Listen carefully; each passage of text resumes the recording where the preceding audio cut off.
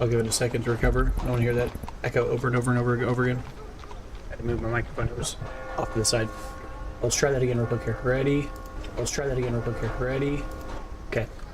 All right, now let's try that again real quick here. Ready? All right, that's YouTube and Twitch both good, so we're good to go. All right, let's get back to OBS. OBS in front of us.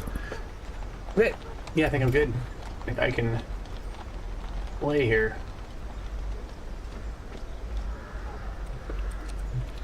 Just a second to pull up a second monitor of information here so I can see.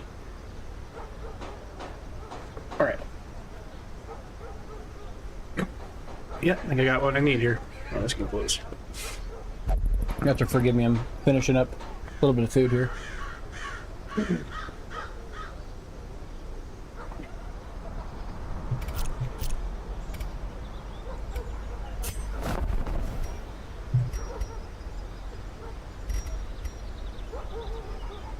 Alright, I'll continue eating all that stuff here in a few minutes here. Alright, we're getting ready to get started here. Oh, we got a few people jumped already in here. Oh, hey Cole, hey John. I'm gonna do my intro stuff and then after that we will get started. Get this microphone stop moving. What's up guys, I'm the Blue Titan and welcome back to another episode of Darkest Dungeon. So, it's kind of an off day a little bit today. I'm going to do my intro, I guess, just talk about my channels first, and then after that we'll get into things. I'll tell you about what's been going on today. So, if you'd like to see short-form content with highly edited, highlight-level content, head over to The Blue Titan Space Gaming to see that content. If you want to see long-form content, you can go over to The Blue Titan Space Gaming Space VODs to see longer-form content where I talk to the chat, I talk about related stuff to the game as well as stuff not related to the game philosophy and games I'm interested in playing. I also kind of take some people's advice on, like, you know, maybe building stuff differently or maybe considering a different type of build or maybe even thinking about new games I might try out. So, but either way, we're gonna go ahead and get into things here. I'm not gonna spend a lot of time talking about what happened in the last episodes and all of that because right now we're kind of at the start of like a new story to the game, which is like the mid game, right? We finished the early Crimson Courtyard, we beat the Baron, and now that we beat the Baron, now we are finished up with kind of the first boss at every location in the game, right? If you think of the Baron as kind of the apprentice level boss, the green tier boss of the Crimson Courtyard, whereas all the other locations have a actual green boss at their locations. We beat all the green bosses at the Ruins, the Warrens, the Cove, and the Weald. The Courtyard didn't really have a green boss exactly, but it kind of had like a green tier mission, which is like a lower tier mission, or the first mission that you run into there. Even though it's epic and longer, so it's not really green tier, it's pretty long. So, but anyway, before I really get into all that stuff, I want to kind of just talk about what changed. So I've been talking about this for a little while. I decided to go ahead and do it today. So I went to the Humane Society and I bought a dog. So I'm kind of watching my dog to see how the dog, you know, behaves on camera today because she seems like she's behaving pretty well. She's a 5-month-old rescue retriever mutt mix, and I'm just kind of trying to keep an eye on her. I installed like a baby gate. I installed like, you know, all kinds of random things to kind of keep her interested. I just had to confiscate her. Squeaky toy because she was going ham on it. This thing right here. She likes it a lot, but it's too much. Like, it's just, I couldn't even focus on the actual stream when I started to set it up and did a mock setup. But anyways, I guess I can show you. Come here. Hey, come here. Come here. Come here. I can show you what she looks like.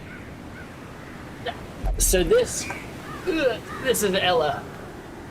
Ella, look. Ella, look. See? You can see her? But yeah, she's pretty cool. She's nice. She's real behaved. Extremely well-mannered.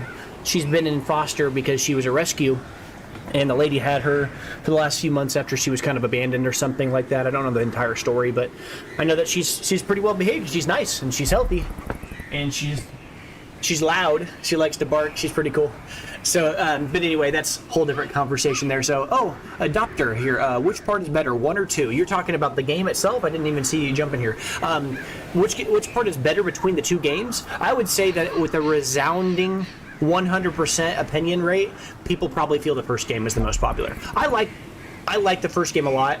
I cannot talk about the second game though, so I'm basically just parroting what I've heard online. Most people appear to really like the second or the first game a lot. The second game has like a different art style. They decided to kind of like make the characters, you know, more anatomically correct. They added some cool features from what I've seen, but I know for sure this game has a very vibrant like community on things like Twitch, and it also has a very active community on places like Steam for modders. Like there's some real modders like that really love this game, and I would love to dive into that, but that's like a whole nother animal. But if I was going to recommend to somebody that they should play a game or not, oh, are you eating that stuffed animal? Hold on. I got her a Stitch. Look at this. She's already took his ear off. He's not strong enough to deal with her. I can't give him to her anymore. I'll have to give her a stronger one later.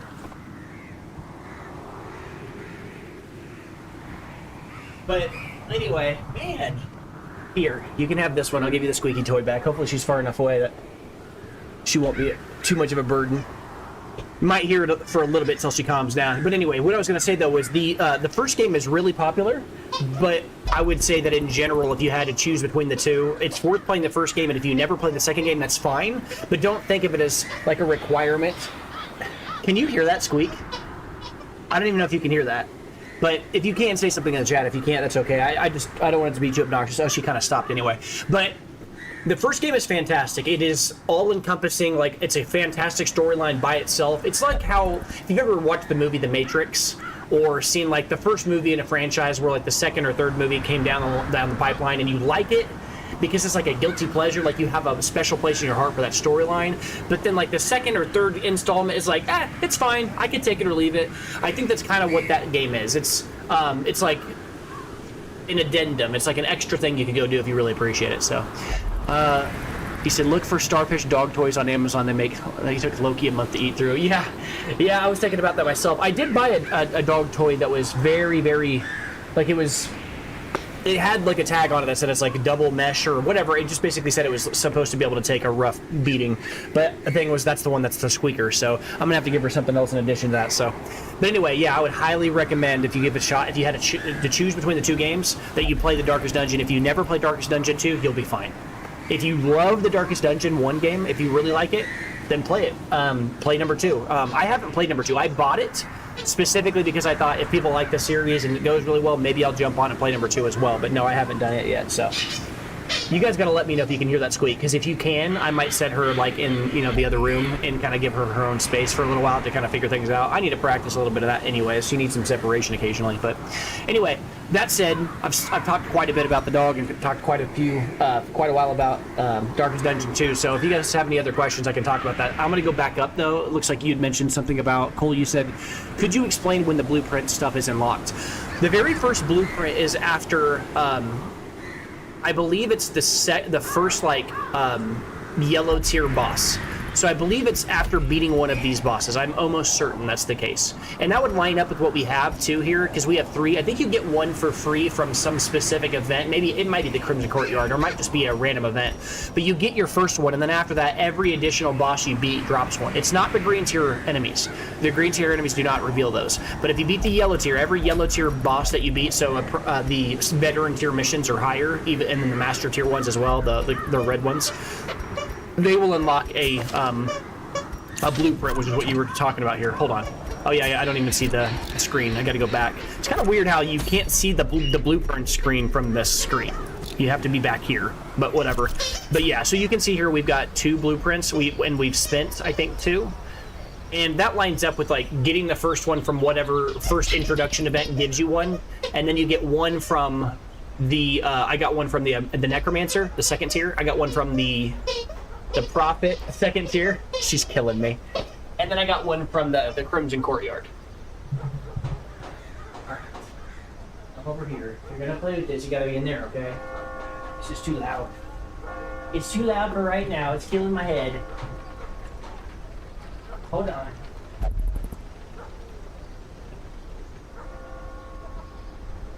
There you go. You can play with it, it's okay, you're not in trouble. I just don't want to have that squeaking in my ear the whole time. Even if they can't hear it, it's killing my ears. You're okay. You're not in trouble. All right. But anyway, yeah. So, as I was kind of saying here, I think that realistically, the blueprint stuff is not something you really need to worry about too much. You'll just kind of roll into it as you play through the game. There's no special trick to getting them. You literally just play through, beat bosses, and they drop them.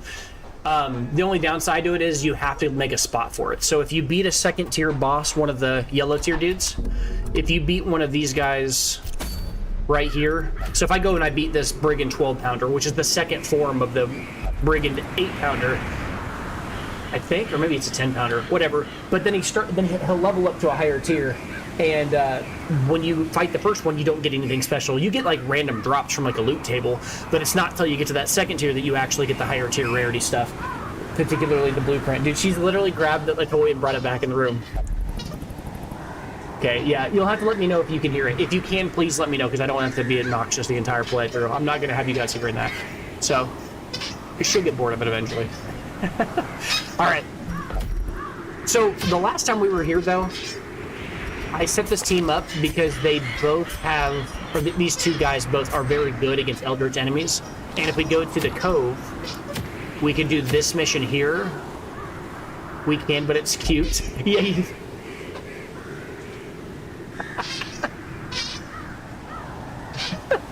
All right, but anyway, dude. Hold on, dude. Oh my god. I might have to get you another squeaker toy, like a lesser squeaker toy. This is crazy. Okay, now she's going back in there to play with the blankets. That's okay. I'm just gonna at least get through the intro before I give this back to her. Okay, but anyway, like I think she wants to chew on something. But anyway. Yeah, but there was a person who was kind of in the chat here a little bit ago. I think what was actually watching, that was the doctor dude was talking, and I think that's what I was afraid of. I was like, if you're squeaking too loud, then people won't even want to watch. Which is, I mean, it doesn't really matter that much. This is the first night with her, but you know, it's kind of also annoying. It's kind of like it's just like a lot for me, right? So I installed like a baby gate thing. I installed like multiple things today, and because of that, my mental status, like, you know, is kind of like I'm just kind of full. I'm like, all right, I've done a lot for today. I kind of just want to relax and play the game. So I kind of needed to take that from her. She wants to chew on something though. I just feel like, what are you chewing on now?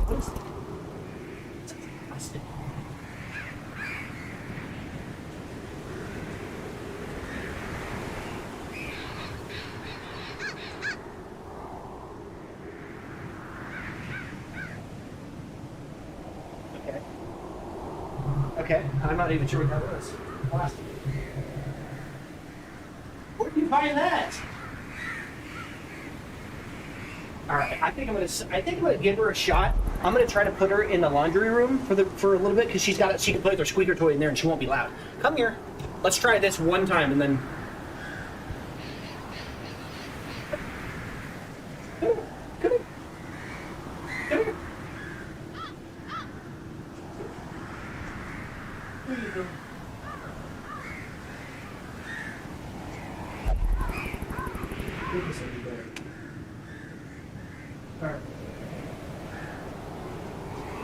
All right. Now we're gonna see how this goes because, like I said, like there's a real chance she starts howling or freaking out. But I don't know because she can see me. That was the whole reason I installed the baby gate. Instead of putting her in the bathroom, from here she can physically see me. And for that reason, I think it'll help her. But I want to make sure one last thing, which is that I close the laundry room because I don't want her to get in her food.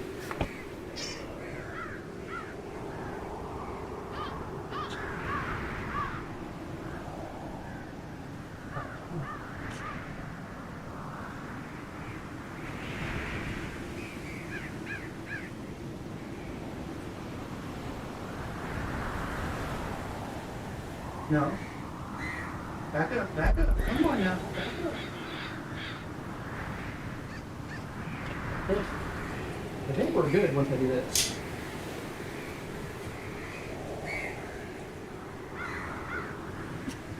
Alright, okay. I really think we're probably good now. Like, once I got her there and she's closed off from that, as long as she's not howling, we're probably okay. Okay, so yeah. So like I said, last time I was playing through here, I can actually get into the game now. The last time I was playing through on this playthrough, we were looking at this double weird little occultist comp I was thinking about trying out. And I was going to do this because I wanted to start working on our kind of neglected poison, or I guess toxic slash, or blight. Poison, toxic, name everything off but blight. Blight-based characters and people who are good at like the occultist location, or I guess the cove location. Barry, the lead there, it's the occultist who's good at dealing with eldritch. But the characters who I have in the squad are all, well, at least these 3 characters are either good at dealing with eldritch, these 2 are, or good at dealing blight and ignoring armor. You need to be able to deal with blight, or you need to be able to deal blight damage, not bleed damage, as well as deal armor penetration at the cove to deal the maximum amount of damage. Plus, you also have to see that there's a chance here, because the thing from the stars is here, that we might run into it. And if we do, we want a character who can remove the character's, or the thing from the stars, armor. And Weakening Curse can work in all 4 slots, so we can straight up double up on this character and select it twice, which I'm going to. I just haven't done it yet. And then that'll make sure that we actually have 2 means by, we can just strip the armor completely off of the thing from the stars, which would be really good, by the way. You can buy some Oinky's brand chews, and she can chew all she wants and no noise. Yeah, I should have done that ahead of time, but I was just trying to make sure she had something to do that wasn't super, like, boring and, like, mentally stimulating a little bit to kind of get started with, and she's fine, I think. Let me check one thing, see if she's not destroying something. I'll be right back. Are you there? What are you doing?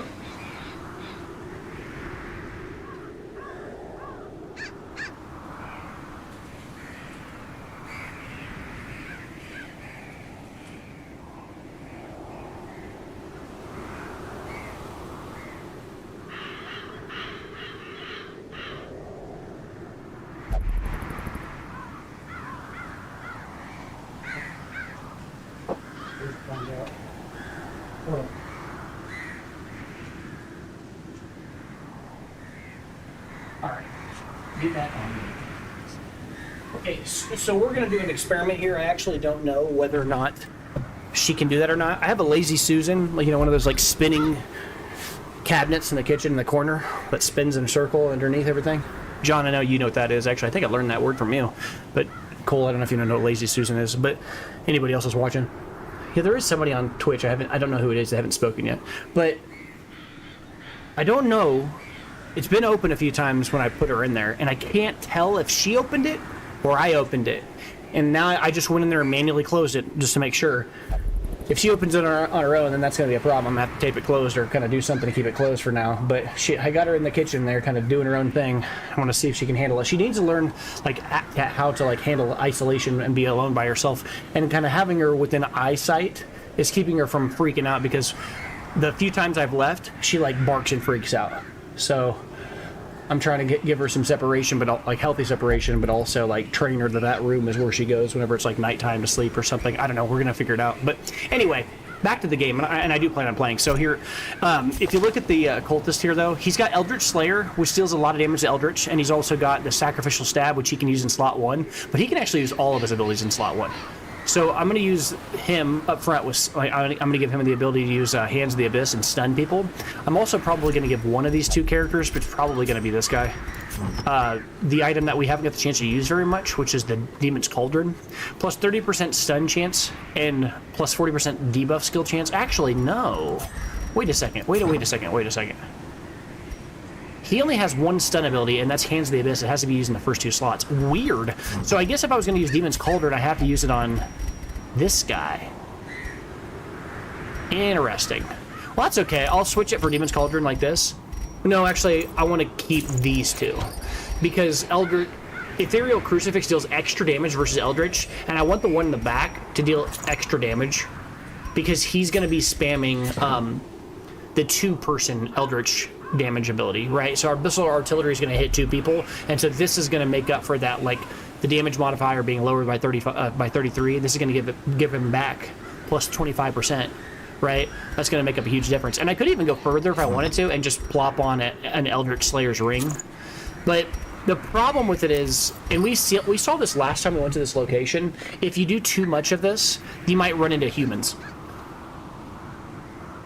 Not because the game knows or anything like that, but because it's just, you know, you've over-optimized for one specific type of enemy, and it might not be good to... You kind of want to, like, not over-optimize, because then you don't deal any real damage to them at all, so...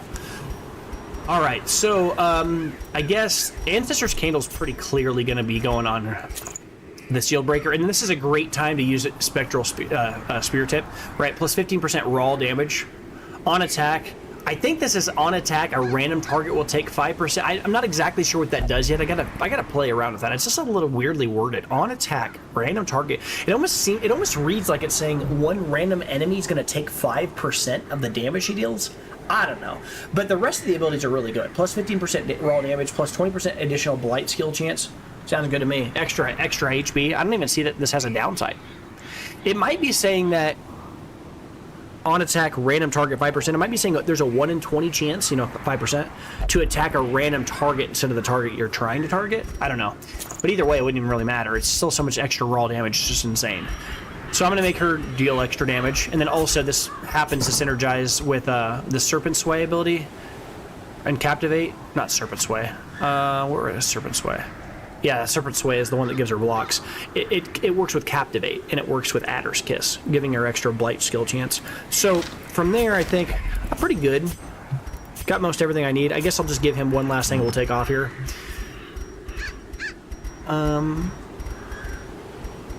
I guess the Elder Slayer's ring is fine because he's going to be like just nuking people. Look how little damage they have, or like little health he has. He only has 16 health. That's kind of scary. But I do have literal three healers on the squad. Like literal 3. Now the downside is they've got bleed for days, so I got to be very, very careful with that. And she's actually a level 1. She's a level 1. Does that mean she can't select? I might be able to level up her abilities here. Hold on. Let me make sure that's... Sometimes it's easy to forget whether they can level things further. She can. Good. And then she can level hers further. We're going to take... I really, really think that, generally speaking, like, this ability, Impale, is really strong. The problem is the Occultist has no ability to get back one more slot. So if I use Impale here, I'm basically saying that I need to also additionally use an ability that moves her forward too, like maybe a Serpent Sway to kind of get her back in the front slot. That way I can kind of reload that ability. You can't just use Impale by itself, right? You needed some ability to get up front, unless you're willing to just start every fight by switching her to the front slot, or move her between battles and then just have her start the fight off with that ability and then never use it for the rest of the fight, which is fine. I mean, it does a lot of damage, but it kind of moves her location, right? But I'm gonna level it up here and then maybe pick... I do think Serpent Sway is pretty silly, or pretty solid here. Silly. I did not mean to pick Adder's Kiss. I meant to pick Captivate, and that even though it costs us some money, I'm going to level that up instead. I want these abilities here because this deals like. You look at the damage modifier, it deals minus 25% damage, but it's offset by the fact that she has this Spectral Spear Tip, which is giving her 15%, plus also this Ancestor's Candle, which is an extra 15%. That's an extra 30% raw damage. So this ability is dealing 5% more than her regular base, right? And it's also applying like Blight, and it's dealing extra damage against Marked, which is even nicer, but it's not more nice. Not something I've really even done anything with. We've never really marked anybody or needed to yet, but we do mark targets here with Vulnerability Hex, so this could be a nice little time to like have one of them mark like the thing from the stars or whatever enemy we're against, because that's here, and then the other one remove the armor from it, and then she just starts spamming damage on it. The problem is, in general, like, I don't think it's a good practice against the thing from the stars to try to blight it or bleed it, because it between rounds it removes any status ailments, right? Every single time you attack it, you have to think it has 2 moves around.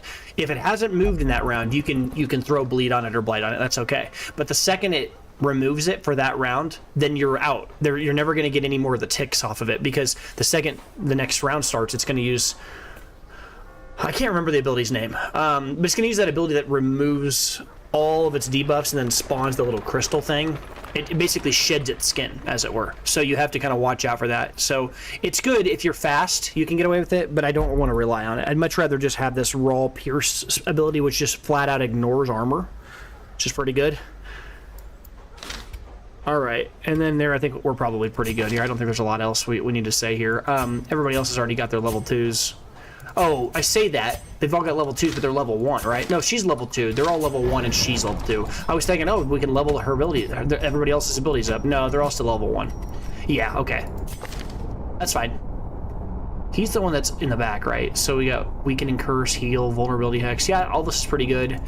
And you've got the ability to stun up front, and then your extra little sacrificial stab, and then you've also got the focus ring, because this ability has only 85 base accuracy, even at level 2. It's got really bad accuracy. But then I've got focus ring to kind of make up for that. Yeah, I think we're in a pretty good spot here. There's not a lot else to talk about. I think we just need to get in there. I do need to select our abilities, though, because I've only got 2 abilities selected. We don't have that nightmare situation happen here. I think this is probably what I'm going to go with. And we can get in there, I think. All right. Oh, she's finally laying down on her bed. That's the first time she's done that. That's good. Oh, I still haven't finished this wagon off, have I? Oh. Interesting. Okay, that's no big deal. We need to finish this at some point because this increases the amount of tree set up here, and we're only seeing, I guess, 8, and this would increase it to 12? Wow. Instead of seeing 8 a week, we see 12 a week? That's a huge jump. 4? I wonder if it, like, increased how much by, like... I feel like when the game first started, we were only seeing 3 a week. So, like, we've upgraded it 3 times, so it would... Maybe it's increasing it by 2 each time? No. 2, then 2. I don't know how it went up by. I might check that later. Of course, it could be the case that I bought a few of these and I don't remember it at the end of last episode. That might be the case. Alright, and we already looked at these characters, right? And I said there wasn't anybody that I cared about here. I remember looking at these guys at the end of the last episode. This guy had, like, every bad ability ever. Like, he's a hyleomaniac, he got imposter syndrome, and he's a thanatophobian, I guess. I don't know how to say that. Yuck. Yeah, let's just get on in there. I just want to go do a mission. Alright, we're going to go do this mission because, ironically, this mission is going to get us a sacrificial cauldron. Maybe not ironically so much as coincidentally, but this sacrificial cauldron only works on occultists, and we're bringing 2 of those guys, so it's like they're on a mission to go gather an item for themselves. That's funny. Alright, let's go do this one.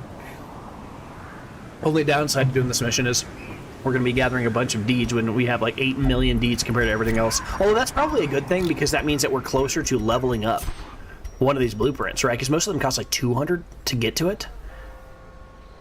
Oh yeah. This will get us to the Altar of Light. Crusaders, Vestals, and Flagellants, extra stun resist, and extra healing skills. That's disgusting. Oh, yeah.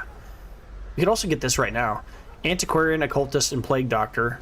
Get plus 15% Blight skill chance and plus 15% debuff skill chance. Knowledge Curios will heal you 15 stress. Knowledge Curios. Assuming that's like books, bookcases, stacks of books. We do want this one, but I'm just not as interested in this one as I am this healing one. You can see, like, this one only costs 110, like, deeds. This one costs 200. I'm gonna go for the expensive one first. That way it kind of feels like I'm, like, it's all downhill once I get the expensive ones. Alright, let's get in there and play. Alright. Let's go and do this mission real quick here. Sacrificial Cauldron. I think I got everything. I don't need to spend any time talking unless this is a long mission. Oh, it's a long one. Could make an argument this would be a great time to level our level up our survivalist abilities real quick, our camping skills. If religious, prevents nighttime ambush, all companions. Yeah, this one's really, like, she's not her. The Vestal's not extremely good alongside the occultist because the occultist is clearly not religious. He's like the exact antithesis of her. So her abilities, like, if religious, all this other stuff is kind of bad. So we're not going to be using her unless we use Bless, which is fine. If anything, we're probably going to be using the occultist's, abilities. Problem is we have no real ability to remove stress. We can remove stress like this from himself, but then he gives it to other people. So we might consider giving everybody... Yeah, everybody already has Encourage. That's good. That kind of makes up for it. Everybody has a raw Encourage ability, so we can kind of, like, get rid of the stress problems. We kind of need that. Alright, we're okay then. Let's go. That's a lot of food. Not what I meant to do here. It's a long mission, so again, like I said before, usually on long missions, what I do is I say, online places say, like, you should bring 12 food on a short mission, and then 16 on a medium, and then, like, 20 on a long, or something like that. And I usually do, like, 4 less than that, unless I have, if I don't have a healer. But I have multiple healers now, so I don't really see any reason to bring more than, like, this much food. Like, more than 2 stacks is just absurd. Like, with this comp, we have 3 people healing. More than anything, we probably just need bandages. And I'm going to bring, like, 4 of these, because they can interact with some curios, but also we have 2 dudes on our team that bleed just to heal people occasionally. So He just bleeds people he's healing. So let's try to offset that if we can. We'll get an anti-venom. I don't want to get... Honestly, I'm not even going to bring an anti-venom. This might sound crazy. I'm going to stop. I talked about this in a previous episode. I don't think I'm going to bring anti-venom to the Cove anymore.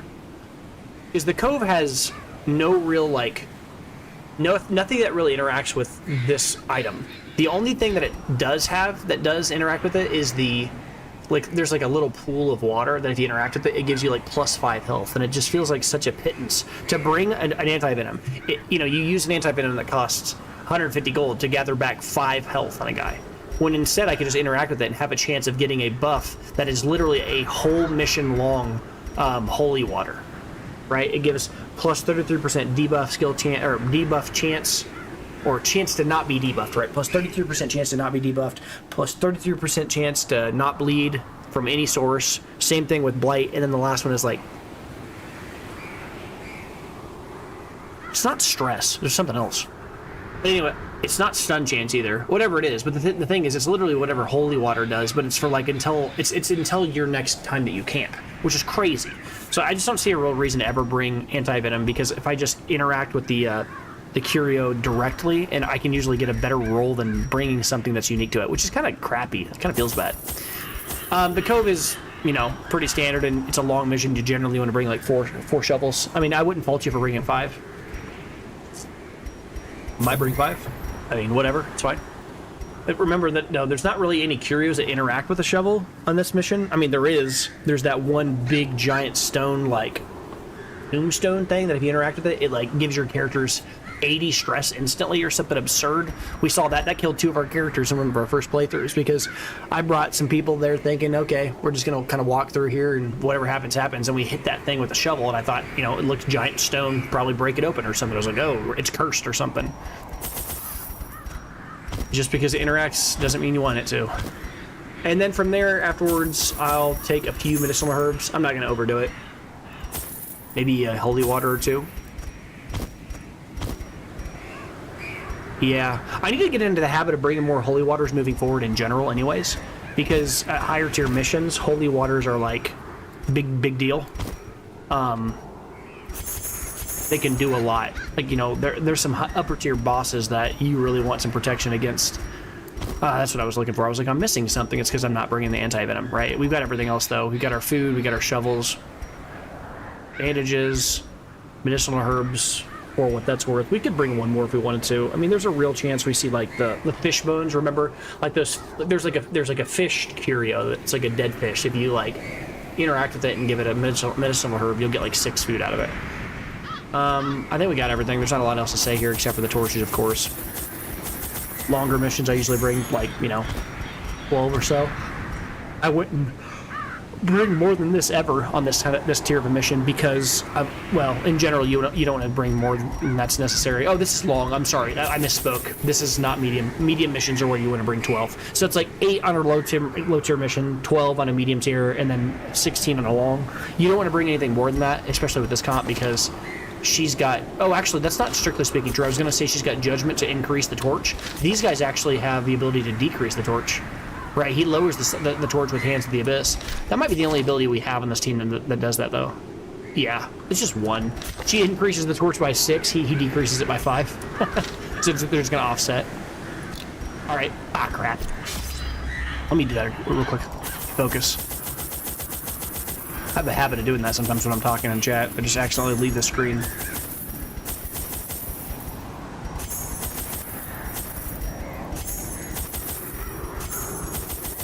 Alright, let's go. Before I mess up and do that crap again. Everybody's got their items. They've all got 4 abilities selected. She could use another curio. I mean, another quirk. Or another skill, right? Like, she's camping skill-wise, everybody else has 4 unlocked, and she's only got 3, which means, I mean, you start with 3, but you can always have 4. You just have to unlock your first one. But I'm not going to worry about it too much here. I'm just going to get in, like, as we are here. Oh, one last thing, though. That would be foolish. She's carrying the Seer Stone instead of the Ancestor's Map. Oh, that's probably because one of our guys back home has it on. Unequip them all. Okay. My bad. Yes, they did. My bad. So I should give her Ancestor's Map and the scroll. My bad. That always feels bad. It's just like I had everything already selected and I had to remove some crap. Sorry.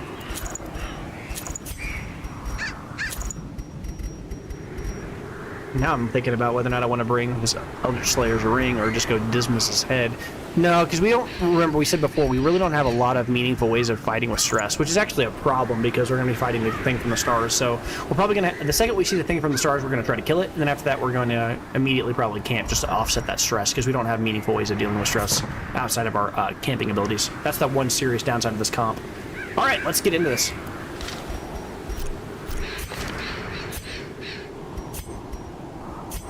Yep.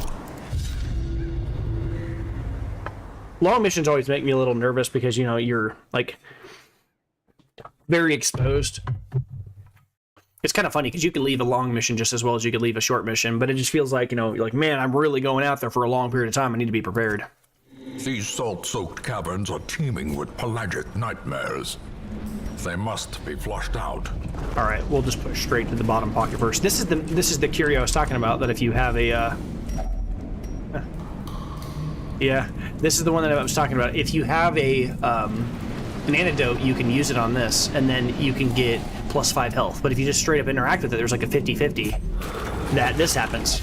Look at this buff. It's literally, until camp, he just has a holy water on him. What? Like, look at his resistances. That's just stupid. I don't know if you saw it, I kind of flicked through that fast. He has a 103% chance to not be debuffed by things. Right, he has a pretty high base level on it. Like, he's not going to be hit by most anything now. Which is that's a crazy way to start the mission. So, and him being the frontliner is a really good thing. Well, you know, can't stop him from stepping on traps, though. Alright, let's go on in here. I'm just going to walk down for now. Do we have to do 100% of room battle, so I need to go down here? Oh, she should be up front if I'm gonna be using this Impale, right? This is one of the downsides of Impale. You just forget. I'm gonna go ahead and just pierce and take this guy out immediately. Another abomination cleansed from our lands. It's an easy win. You don't have to think too much about it. I'm gonna stun the guy who can actually cause us long-term problems. Like I said, stress is an issue this mission. And then after that, since he has Abyssal Artillery, unfortunately, he hits 2 targets, but 1 target's already dead. I'm just gonna remove the armor from this front guy. He has 33% protection, so let's go ahead and start working that down so our other guys can take him out. Now he's at 20%. Yep. And that's why it's a problem, you know, having these guys, like, they deal a lot of damage with it. Look how squishy they are. It's just nuts. I could also stun here. I could go for a sacrificial stab. He's gonna hit like a truck if I do. But he's also got these stunned, like he's got high chance of debuff, high chance to stun. Let's just stun. That ability has a really high chance to crit, and he deals extra damage to Eldritch, so it's kind of a nice little combo. Look at this. So plus 50% crit chance right now. He's got plus 5% off this. He's got Eldritch Slayer, right? Plus 5% crit to Eldritch, plus 5% crit raw, and then this ability has a plus 10% crit modifier flat out. So he's literally got like. And then, yeah, so the trinket here, plus 8%. Wait, what's going on with trinkets? Oh, this also gives him plus 3% crit. Good lord. Yeah, so he's got plus 3% off this, plus 5% off that, plus 5 from his own quirk. That's not even mentioned here. Plus 7% from base, right? So that's... And then the ability itself does 10. So 10, 5... Wow. That's 23... That's 30... Is that he's got like a 30% crit on this ability. There's so many different random numbers that I'm seeing here. This is 10 plus 7, so 17 from base, plus 8 from the trinkets in total, 17. So we're looking at 25, and then he's got this extra Eldritch. Yeah, literally 30% crit against Eldritch. Like, disgusting, disgusting. All right, and then here I could go for Impale, but I'm again going to ignore the guy who has... Look at his protection. See, like a second ago, we removed his armor, and then afterwards he used this stupid Sea Breeze, or not Sea Breeze ability, but the, what is that ability that he used? A second ago, they gave him extra protection for the next few rounds. She's just going to say no and ignore it. Like, no. Like, he has 45% raw, or 45% protection from all, like, damage sources that are, like, you know, not blight or bleed, but no. We're going to stop that now. It doesn't matter who I try to attack here. It's if I attack the middle guy, you know, he's stunned, so he's not going to be a threat this round. But if I attack the back guy, it's just going to redirect to the front guy. So I'm just going to attack the front guy anyway. Strip that armor off of him, like we were just doing a second ago. You can see why that's important to remove the armor, because they're going to keep doing that. Here I could heal. I'd be nothing really wrong with that. Just heal here. You know, no reason to use like a big heal from one of the two occultists, because, you know, their heals are more like emergency heals. Oh wow, go to 1? Well, maybe if my... I guess if my vessel gets to go, she can just insta-kill him. Yeah, that's what we were trying to avoid, the extra stress earlier on these characters, because that's just annoying. That's how we lose. But we can use Impale here, which is nice. This is what I'm talking about. Look at that damage. Maintain the offensive. I knew it. I said this in previous episodes. I was like, I swear, way back when I first started playing this game, that Impale and blighted people. It does blight people. It just doesn't blight people until she hits level 3 with it. If you go look at this character, I think that might be the only character in the game that has an ability like that. She doesn't blight people tiers 1 and 2 of this ability. It's not until she hits tier 3 that she starts to blight people with this. I knew I didn't hallucinate that. I was like, I swore that it did that, and then I was like, how come I'm not seeing that anymore? It's because it doesn't even work to that level. All right, this character has 1 blight per turn for the next 3 rounds. He's still got 5 health. He's not going to die. Whereas this character has 3 and he's going to blight for 1. If I can deal 2, let's just do Abyssal Artillery and try to kill him. Oh, right, he guards. Well, ironically, that's going to do the same thing anyway. I hit him for 4. I tried to hit the back 2 slots, then he dove in the way of it. That's stupid. But like, good. Well, I'm not going to be able to kill him no matter who I attack, so it doesn't matter. He's going to block for him. She's just going to kill the frontliner. Sure, I guess. Oh yeah, Sacrificial Stab for whatever reason hits slot 3. That's incredible. Obliterated. That's crazy. A melee ability hitting slot 3. I mean, there are more people in the game that I gave credit for that at the beginning, but creatures kind of crazy. They can be beaten. And so we can use a shovel here. I mean, I wouldn't fault you for not doing it, but I think this is actually an okay time to do it, because what I'm saying is I'm going to go down all the way first. And so a lot of times I have a tendency to not open something until I go all the way through and then come back. Right, I've talked about that a lot. It's how that's a good practice. But in this particular case, this is going to open a free slot. Right, so I'm going to do it now. And that actually did collapse our slots a little bit there, because that's my goal of saying, like, wait till later. All right, another one of these pools. I'll have her interact this time. Wow, we're gonna have so much resistance.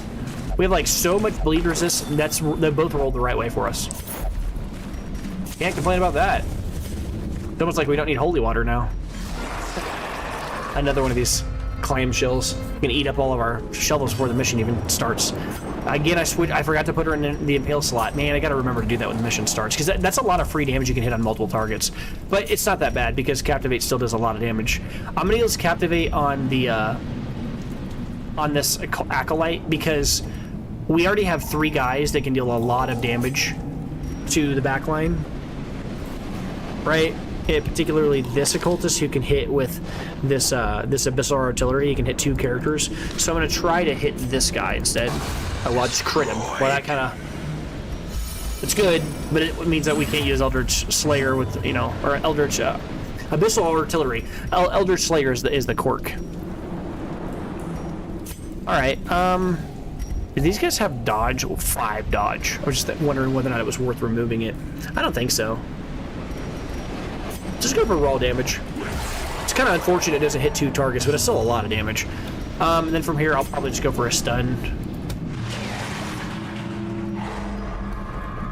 And then she can also stun, and then we'll just keep the 2 people who can deal the most amount of damage off of our team. Just stun for a whole round, a bunch of stuns.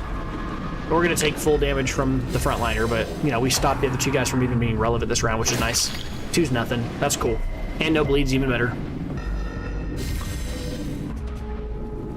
All right, finish him with the Abyssal Artillery. Again, we're not hitting 2 targets with it, but it's still pretty good. Nice dodge. No complaint there. Take this guy out, please. Yeah, he should die from blight, right? Great is the weapon that cuts on its own. And then I could like stun this guy, but I really think that it's better to just. Well, actually, hold on.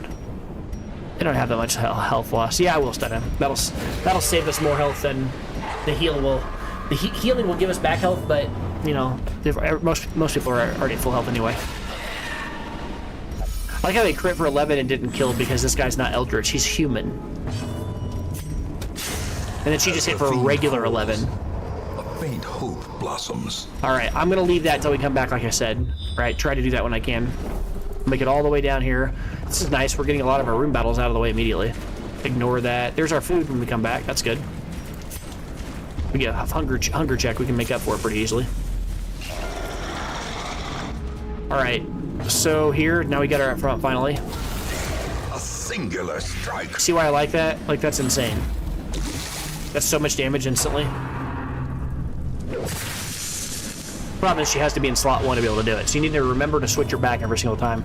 I'm gonna actually just go for this ground thrall, because he's the one that can blow up and deal the most damage. He's obnoxious.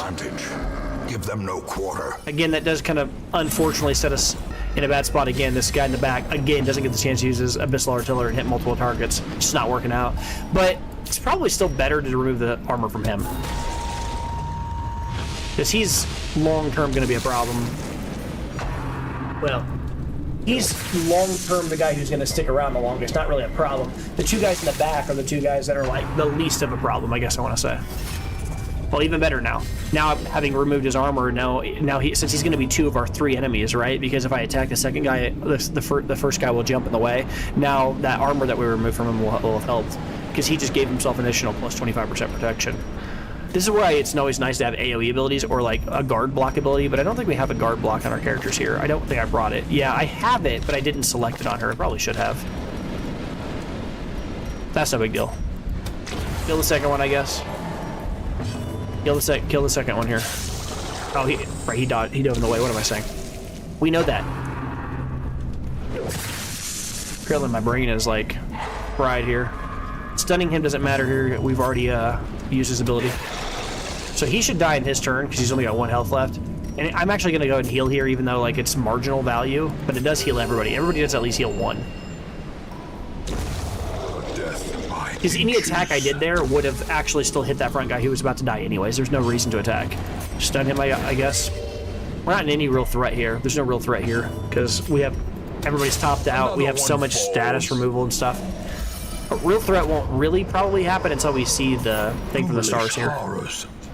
Brought low and driven into the mud. 1 portrait is not that important. I'm tempted to drop this and keep the Jade and speculate on getting more money on this mission, because we're down, remember, we were down to like 88,000 gold or something. We spent a pretty penny in our last few missions. I'm gonna leave that. I need to recover some money first. Okay, sure. We don't have to do these missions, but I'm gonna do it anyway. There's a chance that this will be the thing from the stars, and I kind of want to fight it. She has 85% chance of breaking this. I'd like to see the thing from the stars if I can. We have enough ways of removing its armor. It shouldn't be that much of a threat here. 4, 4, and 7, and then Blight. It's a lot of damage, man. Should take out the last one. Yeah, the last one's just dead. Okay. A lot of damage. We got multiple healers, so it's alright. Stun the second one, then. I could have just healed her there, but I'm trying to... Gently.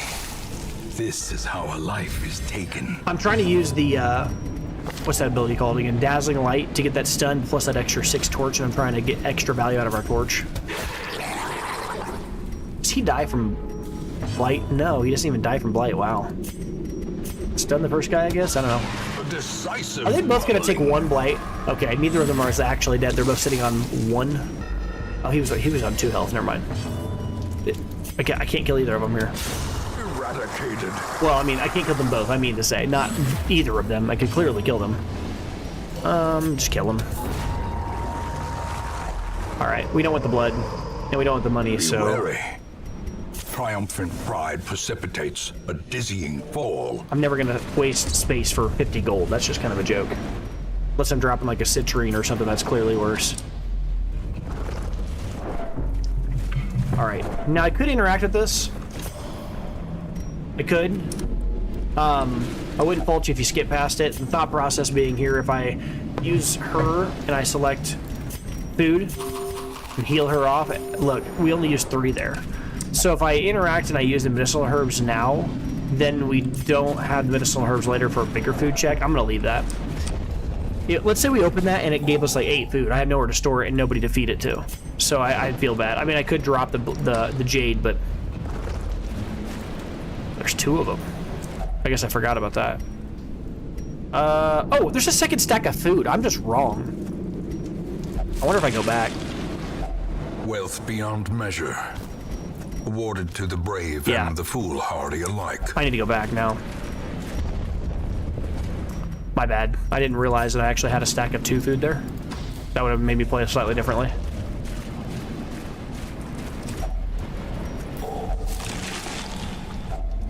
Oh, no food this time. And 2 onyx. I should have taken that one other onyx. Man, dirty. I'm gonna take the 2 onyx and speculate, because this if I get 2 more, then that's worth more than a stack of gold. The gold is gold. Obviously, that's going to be worth more than nothing, but oh yeah, I can also take this random holy water and this... I can't take the shovel, though. Man, all these random utility items that... It doesn't really matter that much, right? Like, odds of us needing, like, 4 more shovels is pretty low. That was a lot of random good items there that, you know, we're just short of being able to stack. It's kind of annoying. The money... Left that one... Man, makes me annoyed. No biggie though. Alright, heirlooms here. Finding the stuff is only the first test. Now it must be carried home. I already left that one portrait. Now we're at a stage where it's like, you know, had I picked up that other one, okay, but I didn't. Shovel here. A fortune. Money. Waiting to be spent. Oh, hold on here. I guess I already have... Okay, I can do this. I didn't realize I had a stack of 9 food and 1 stack of 3 food or whatever it was. Now I can put them together. That's okay. We're doing just fine here. As the light gains purchase, spirits are lifted and purpose is made clear. I'm really hoping that we see the thing from the stars in this hallway, like very early before we have to like go much further with all of this firewood. We're carrying around like 2 whole stacks of firewood. We haven't even been hunger checked yet, which is crazy. This is where something like Impale feels so good. A devastating blow. That feels so good. Look at that damage, it's just stupid. And then we can just finish these guys off with Abyssal Artillery. The first time I got the chance to actually use it to any real effect, I missed on both. Okay. This deals decent damage. This might just kill him. The ground quakes. The double missed Abyssal Artillery breaks my heart, though.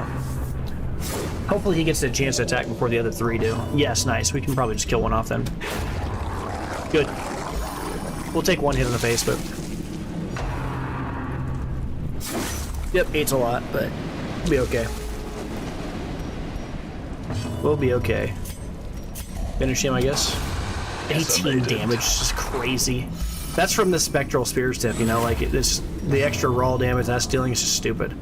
Now, actually, I'm gonna just heal her. Gonna offset that.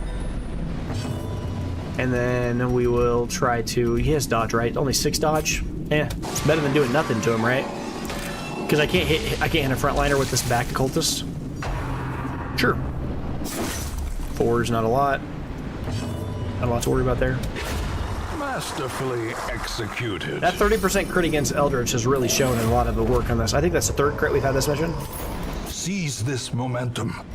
Push on to the task's end. I do want these deeds, but you have to remember, like, we are now in a position where, again, we're gonna have to, like, make a choice. Do we firewood immediately just to get an item out of our inventory to start collecting this kind of stuff, or do we, like, aggressively drop one just to have... I might just drop a firewood. Like, I don't know if I need to sleep 2 more times. Look at this mission. Really? Like, what's in front of us is basically a medium mission left, and we've already got... Like, everybody's at full health. We haven't used any food. I'm not going to need to remove any stress. Maybe once this mission, I'm just going to drop that. It feels weird dropping a firewood because it feels like... Because it's so rare that you have them, it's on, like, only in medium tier missions you get them, and then long tier you get 2. So it almost feels like you're dropping a rare item. If only when you drop one, I understand that, but it's not. Value-wise. Corruption. So I don't think there's any enemies in here. All right, the next room is empty. Okay. I don't know if that changes anything, but it does make things more annoying because they'll have a higher chance of critting. But my thinking was if I go in this room, I could just... Oh, man. Well, that's a nice place for that food to fall, though. Because it means that if we go all the way up and then come back, then if we are actually needing food, then we'll have a spot to kind of peek in and grab some food when we need it. That's actually nice. I'm not going to use our torches. I'm just going to fight in the dark here. I might regret it, but... Oh, I forgot to switch our spots. See, that's why it sucks. I'm going to put extra damage on this tank right now, while we can, before he starts adding all kinds of armor and other dumb crap to himself. Artillery in the back, too. We finally hit them both. See the power of that, though? How strong that is. Let's try to kill. I'm just gonna put damage into this guy. Actually, let's hit the front guy because he can blow up and do a lot of damage. I'm trying not to like screw the screw over the back occultist because I want the back occultist to get as much value as he can, and getting him to be able to use double missile artillery like in the background is actually kind of the goal. I guess, do I stun him and then just stop him from attacking this round? He's not going to deal any damage this round anyway. I mean, from blowing up. It's next round that's really the problem. Or it's the third round, I'm not sure. Vertigo. Ooh. And Stunder, yeah. We got 2 guys stunned on our team. Particle barrier. That's annoying. Because that means when we go to use our Eldritch or Abyssal Artillery or whatever, it's going to hit 2 targets. And one of them's going to be him instead. I'm just going to attack him outright then. And this will then kill him. Right, this instead of hitting both the jellyfish, this will hit him and one of the jellyfish. But he's gonna die to his own blight stack, so that's fine. You can't stun a guy who's already been stunned, I'm sorry. Like, technically you can, it just doesn't do anything. Now, he might blow up and do the revenge to us now because we had 2 guys that were stunned. Unforeseen. Oh, we got lucky. He didn't use... Okay, just a random casual huge crit. Okay, dude. We gotta kill him though this round because he's going to hit for a truckload. When you get the stuns, are just like non-stop here. Just die. I don't want him to blow up. He's the real threat. The jellyfish are annoying, but they're not really a threat. Okay, well we got our third As victories mount, so too will resistance. Now any additional onyx makes that stack feel really good. We did lose 1, but it's not that big of a deal. If this is the thing from the stars, it is in this hallway, but I'm not going to use the Another mariner, firewood until I need it. another misfortune.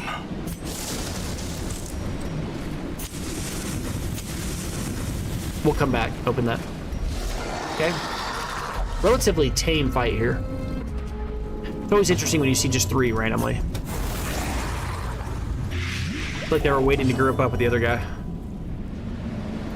Alright, I'll go to try to kill the bad guy. It did kill him. Feels weird hitting, using a 2-person attack and only hitting 1, but it still does damage, right? Deal as much damage as possible here. I always use the stun ability, but like sometimes you can just outright kill somebody if you get lucky. 9, I don't think she's dealing 9 damage though. I will go for a stun. I don't see her dealing 9 damage in this round off of that ability. And then you should be able to kill the front guy though for sure. Gets so much raw damage, it's crazy. Yeah, you're stunned. That guy's dead to toxins, and then you're dead. Nice. Yeah, we can stack that. We can stack that too. Money can be dropped. Success. Feels weird leaving all that money, but I mean, I'm telling you, like we've dropped 100 gold here, 200 gold here. Well, it's more like 125.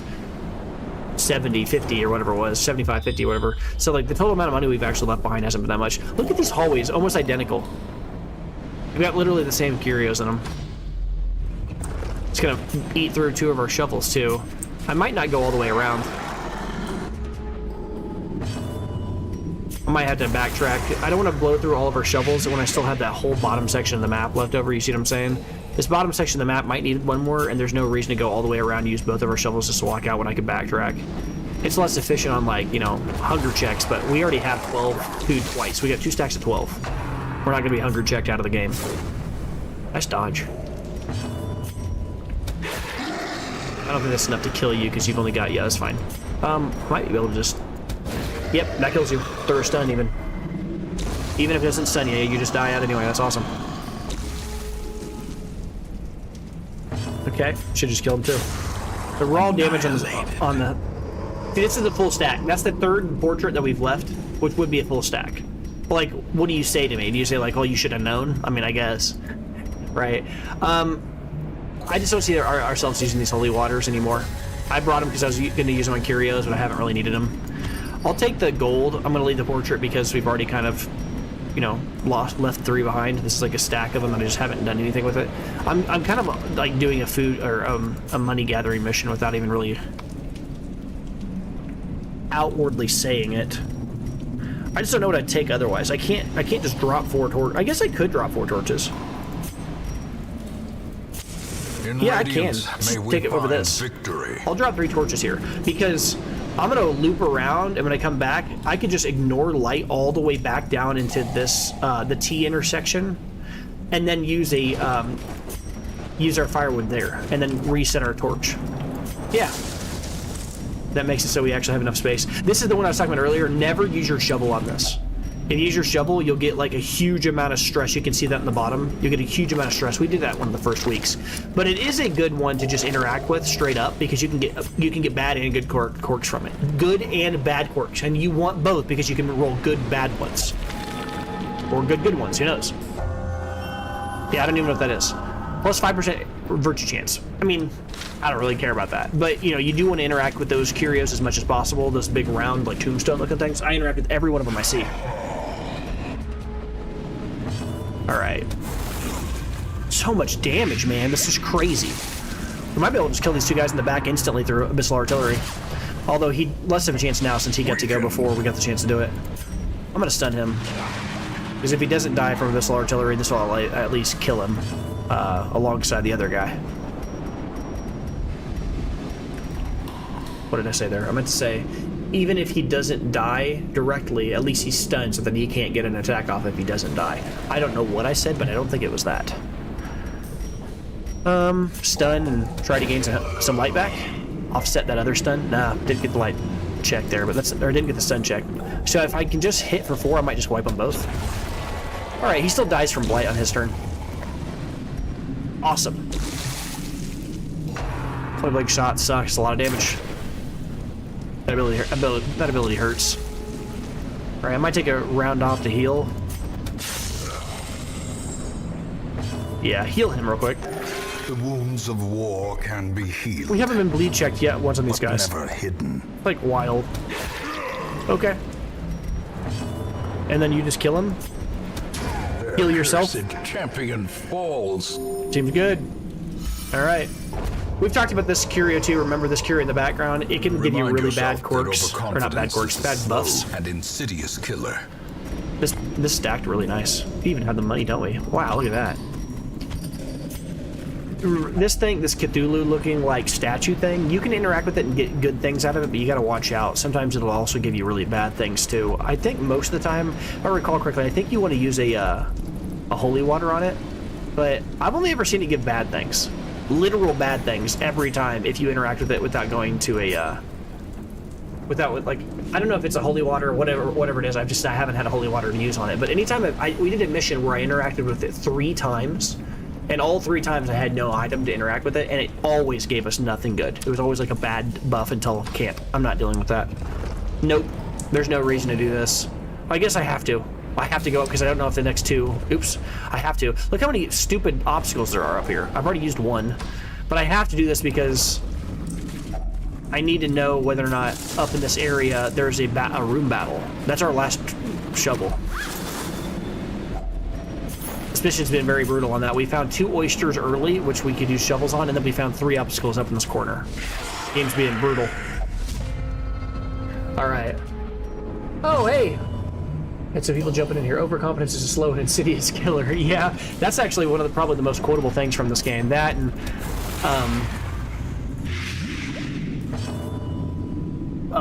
that and when he says like, oh God, what is it? The weapon that kills is the one that, like, you know, what is the phrase that he says? The bleed effect. When you die from bleed, I can't say it now because of course I'm on like the spot, you know, on the spot with the spotlight here. It's like The really cool quote he says whenever somebody bleeds to death. Why is my brain shutting down right now? I don't know why I can't remember, but yeah. What's up, Janet?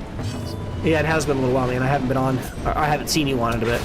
That's great. A knife that cuts on its own. It's something like that. That's really close to what it is. I can't remember the exact quote, but it's something like that. Something is the weapon that cuts on its own, or something like that. That's also a pretty epic quote. All right. Well, we have a lot of bandages, so we're okay on her. Yeah, that's fine. Well, actually, I just have a Vestal, so I don't even need to worry about healing her with weird reconstruction here. We can just let the other two guys do their thing and kill them. This guy is still going to get a turn. I think she does the most raw damage. Let's just kill him, and then we'll use the other occultist to stun. We'll have you heal. That's fine. And then you can just outright attack here. The other is the weapon that cuts on its own. That's the phrase. I was like, why is my brain not remembering it? Oh, yes. So clearly in view. Or is it merely a trick of the light? Here's the holy water we wanted a second ago. We literally have gone this entire mission without being... we have not been hunger checked one time, I think. Like, I've literally had missions where I've been hunger checked 4 times in 5 rooms, and then this mission, and I've not been hunger checked at all. Like, what? I know it's, you know, random on top of random, but sometimes this game trolls. All right. Bandages I don't really care about. Emerald... I'm just thinking about whether or not I want to start like stacking gold over 2 bandages. I don't see how that would be worth it. We've left a bunch of random, just little amounts of gold behind. As I said, I think the sum total of the gold we've left behind it probably amounts to 500 gold. It's not that much of a problem. We're okay. Nice surprise, man. That's really efficient here. Or slowly. This is how a life is taken. Yeah, that's pretty cool too. Yeah. That damage is so raw. That is so much damage. And then we can just missile artillery him. Can we get hit? Hopefully we hit this time. Ugh. Brutal. All right. I'm gonna go for a stun here on him. Get rid of his annoying doomsay crap. Go for another stun, I guess. Give us another turn of abyssal artillery. Just let our shield breaker do her thing. Overconfidence. How quickly the tide turns. That's where I was talking about this character having such a low amount of health is a problem. Because he just took 11 and it went to 0. He's not actually on 0, but he's pretty close. Let's just kill him. I'm not going to worry about it. They're going to die anyways. But you're dead. Yep. Doomsay. Yep, no damage. Don't really care. He's on no health, but it doesn't matter. Like, he's not gonna die from it, so. I could actually, if I stun, I can't... It will stun him, won't it? He's got a 25% chance to stun. That's fine. Sure. And then I'm gonna actually use a weird reconstruction here and go for a huge heal. It's a good one. Remember, his health is like very, very low. He's only got like 16 max health, I think, or something like that anyway, because we loaded him down with very greedy item here with the Ethereal Crucifix. We're going for full damage, huge amounts of damage to Eldritch here. I say that as I deal 1 damage. That ability's not supposed to deal a lot of damage. All right, so how much are you gonna take here? 1, you're at 2? Ugh. I'm just gonna kill you. It's a massive overkill, but I don't want to take the extra stress. I can't stun you, so let's just heal everybody. That's fine. And then I guess I'll try. What is your stun chance? Yeah, I stunned you last time. Yeah, that raw protection's a lot. I could remove it, but now we're just gonna have every single person attack him, so he's just gonna die from raw attacks. It doesn't even really matter that I could remove some armor. Everyone's gonna hit him. He's just gonna die. Guess I can do it now. Into this guy. Come on. Armor. Ignoring anyways, but okay, money for sure. Victory, but a victory nonetheless. Where am I going to place that? Is it more important than the portrait? Just take the money. I could just drop the bandage at this stage. I'm going to drop the bandage. That could be bad because we could have a situation like the bandage was essentially that was like a tacit admission that we actually have no real way of dealing with like somebody being on death's door and having blood on them. But we've been pretty fortunate so far. I'm just gonna. I saw that and I got too close. I was trying to click on it. Whatever. That's okay. I'm not gonna interact with this with one of these guys. Let's see if we get lucky and go 3 for 3 on bleed resist. Oh my gosh. Literally 3 guys we've opened 3 of those random like little pools, and all 3 people have gotten that buff until camp. I might not ever camp. Like, why? You got so much resistance. Hunger check for the first time the whole mission. I'm just gonna throw a firewood away. I mean, I don't think we're ever gonna need it. Look at the mission. This mission was supposed to be a 2 firewood mission, and we haven't even needed. That was our first hunger check. All right, this might be the thing from the stars. Get ready. Okay. Pretty silent so far. We haven't really had anything crazy going on here. All right, we'll go for a back. No, you're the front one. You're not gonna hit for raw damage against him. Let's just hit this guy. Impressive. Oh, you killed him.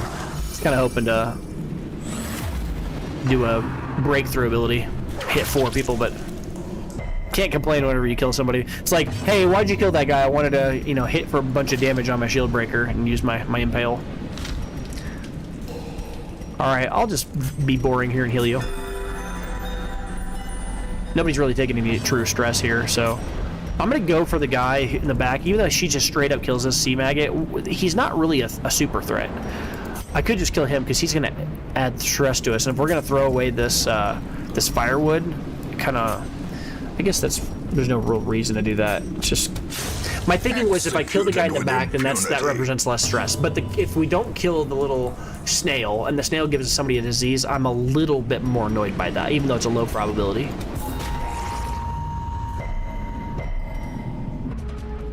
Well, let's go first. Ah, there's the stress.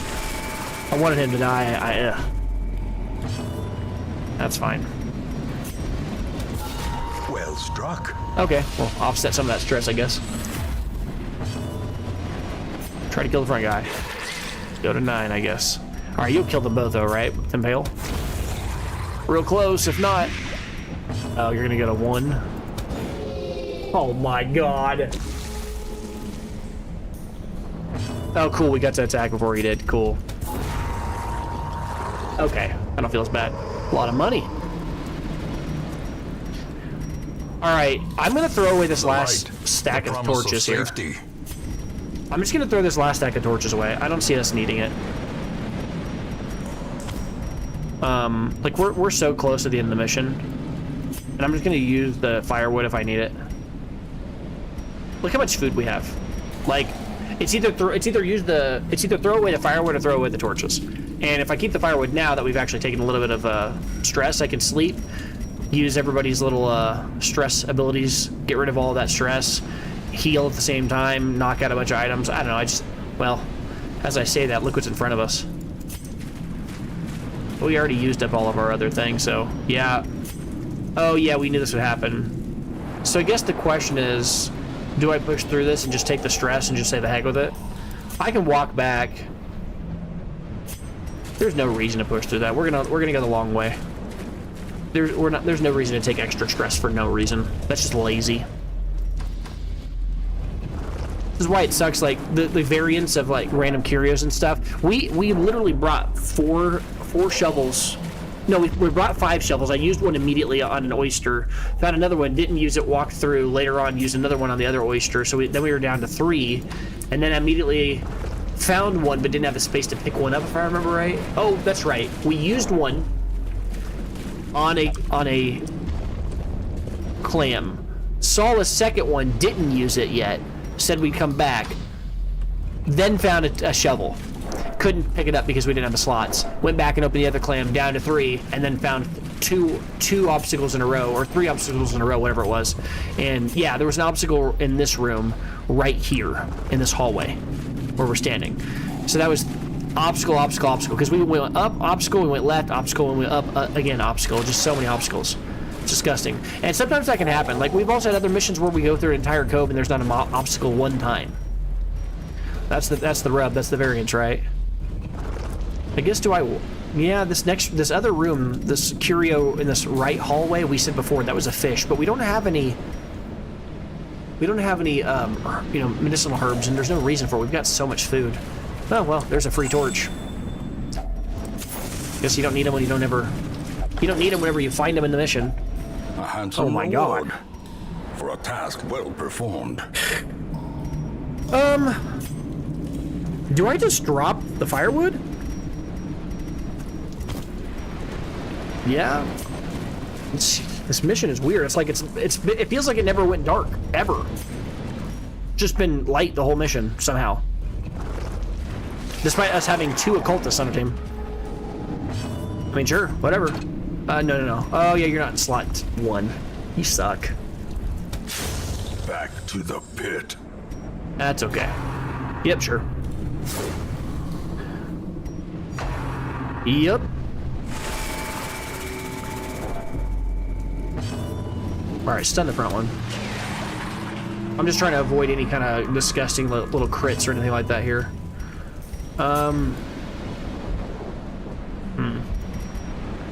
Assistant removal. Ooh, nice timing on that crit. That was nice timing. Quickens. Okay, then crit him, I guess. Okay. Oh my god. I meant to say stun him, and then I was like... I was prophetic, and I did not mean that to happen that way. That was awesome, though. Okay. Everybody's here critting. Everybody's getting theirs. There's no reason to heal. Just remove that little bit of dodge he has and finish this guy off, I guess. I guess I could heal everybody on the team for a little bit. Compassion is a rarity in the fevered pitch of We're so, battle. like, so far beyond any real actual threat right now in this mission. I'm just waiting to see the thing from the stars. Somehow we've managed to avoid him. Burn the torch. There's the antiquarian's marbles that we lost, like, way back at the beginning of the game on this level. So this is where I ask a question. Do I just drop a whole stack of food for these crests? Like, look at the mission location where we are. Yeah, I think it's pretty obvious we just dropped that. Feels weird, but yeah. Thing from the stars coming up. Trap's fine, I guess. Crate's empty. Really expecting to see a thing from the stars at some point. We just have not. This is where it'd be, right? At the end of the mission? Wow, okay. Pretty uneventful. Okay, sure. Two nothing insides in a row.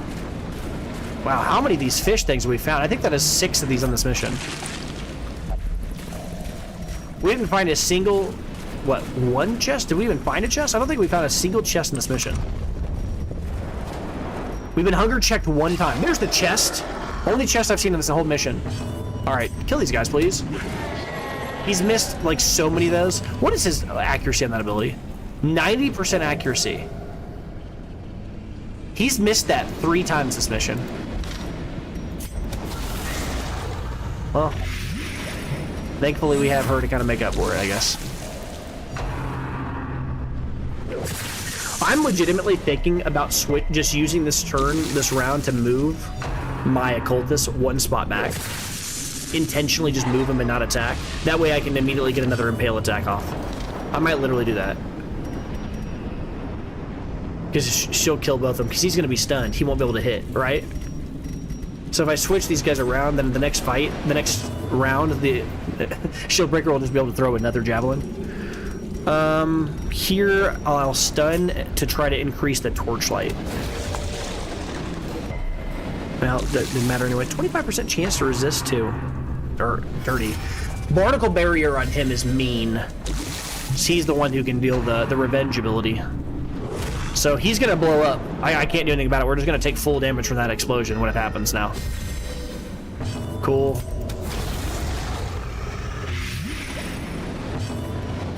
Unless I stun him. If I stun him, now it's gone. Okay, now I can use you to stun him. I want to stop him from doing the revenge. He's gonna blow up. Dang it! I had a plan. I executed it. It just failed. Okay. Here's what it is. Lots of damage. Nobody's on death's door though. Joke's on you. Mission's over. No one cares.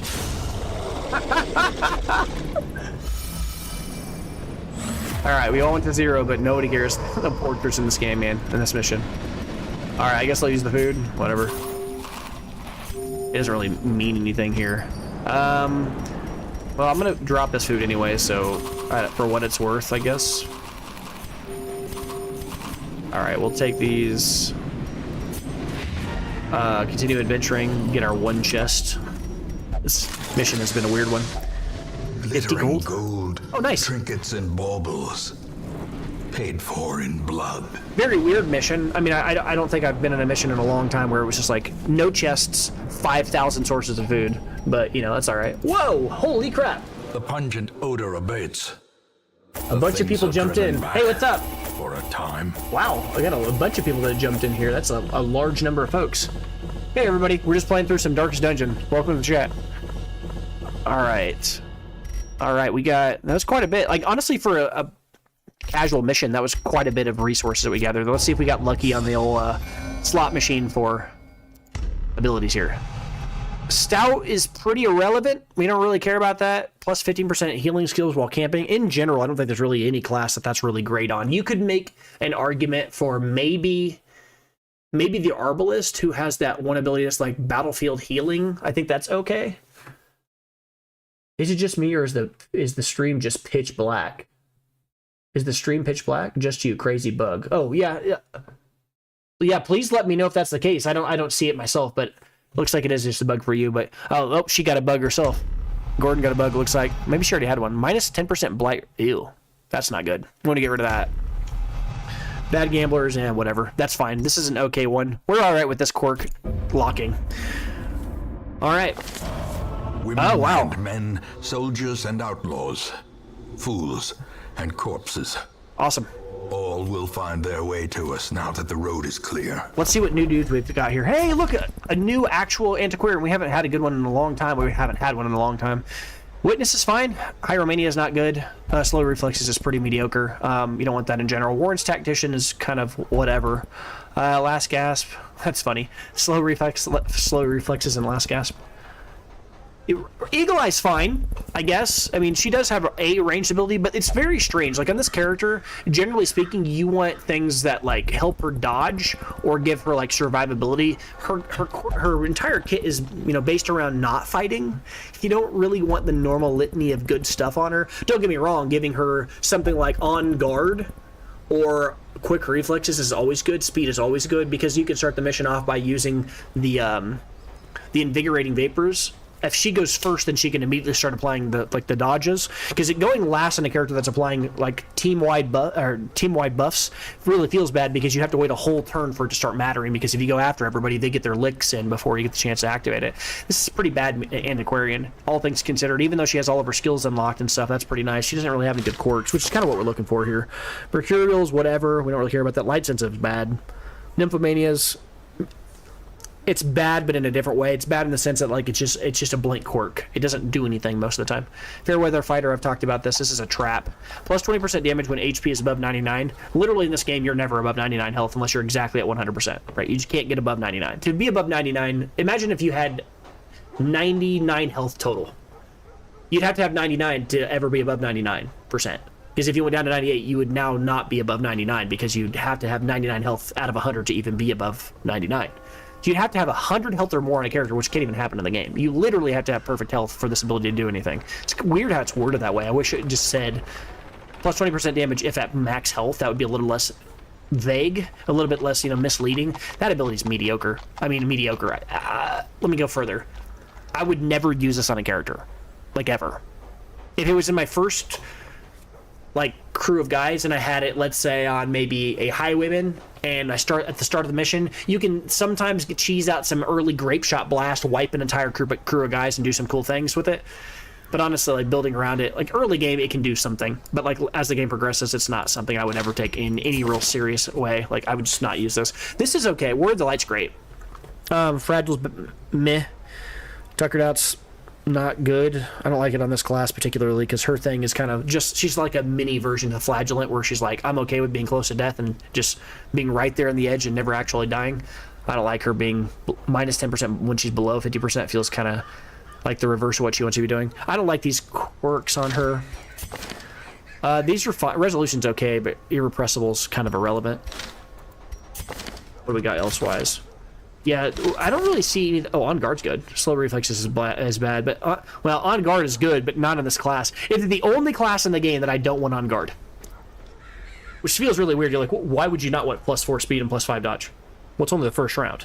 Well, in the first round with a healer, why am I going to go first with a healer when I don't know who needs to be healed? Right, yeah, you could make the argument, yeah, but, like, you could heal from the last fight. Yeah, yes, you could, but, like, I try to make sure that my healer is there to kind of offset the damage that we take in the first round. That's kind of the Vestal's thing. I like her to be a reactive player. She's like probably the only class in the game I'm okay with being slower. I mean, I'm not trying to lock slow reflexes, don't get me wrong, but I'm okay with her being... I'd much rather her have gifted, you know, I actually have... She has gifted, and early riser's great, it's fine. Because the thing is, you might think, well, this is speed. Didn't you just say a second ago you want speed? This is +2 speed for the whole... It's consistent speed for the whole fight, right? Over the course of the fight, third, fourth, fifth round, I want her to be faster, right? Because then she can heal and save someone that's on death's door. I don't want her to go first on round 1. That just seems goofy.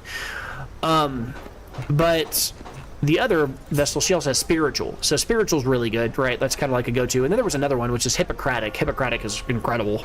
You know, just like +20% or +25% healing in all ways. No, not like she receives more healing, but she just gives more healing from all sources. So basically it's spiritual, right? Twice. And I think that's why the designers made this, because since she's a dedicated healer, they wanted to kind of push her heal. So they're like, all right, we're going to put Hippocratic in the game. So everybody that has heal can get a little bit of a buff on their heal if they want. But then we're going to push it even further and kind of make Hippocratic a second time, specifically only for this class, right? Spiritual. Now anybody can get spiritual, right? But like it only really makes sense to be on her, right? Really, because she's the only person that's going to be in the mission that's going to guarantee to be around to feel that divine grace, right? Anybody else that has this is kind of like a throwaway quirk on them. So, but yeah, oh, man, this is like Team Vestal. I got every Vestal ever in this one. What the heck? Oh, went away. Hold on. Early Riser's good. Plutomania is bad. Hard Skinned is but not really on this class. Like, giving somebody +10% protection, really you want protection on the front 2 people and then like dodge in the back 2 people. That's not a hard and fast rule, but what I'm saying is squishier people, you just don't want them to get hit at all. It's a question of this: would you rather drive a Sherman tank?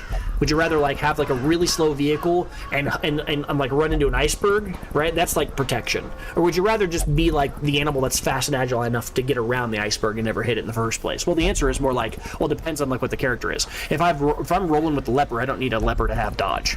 But if I've got somebody like a jester, I want that character to actually have dodge. So, all right. So from here, I think most of what we see here. Oh yeah, that's disgusting. Eldritch Slayer, Photomania. These are both S tier, and this is literally probably the best quirk in the game, other than that very small list of like prismatic quirks that are just S+ tier. Like there's one prismatic quirk that's like plus or minus 30% stress from all sources. Whoever put that in the game is crazy. That's just busted.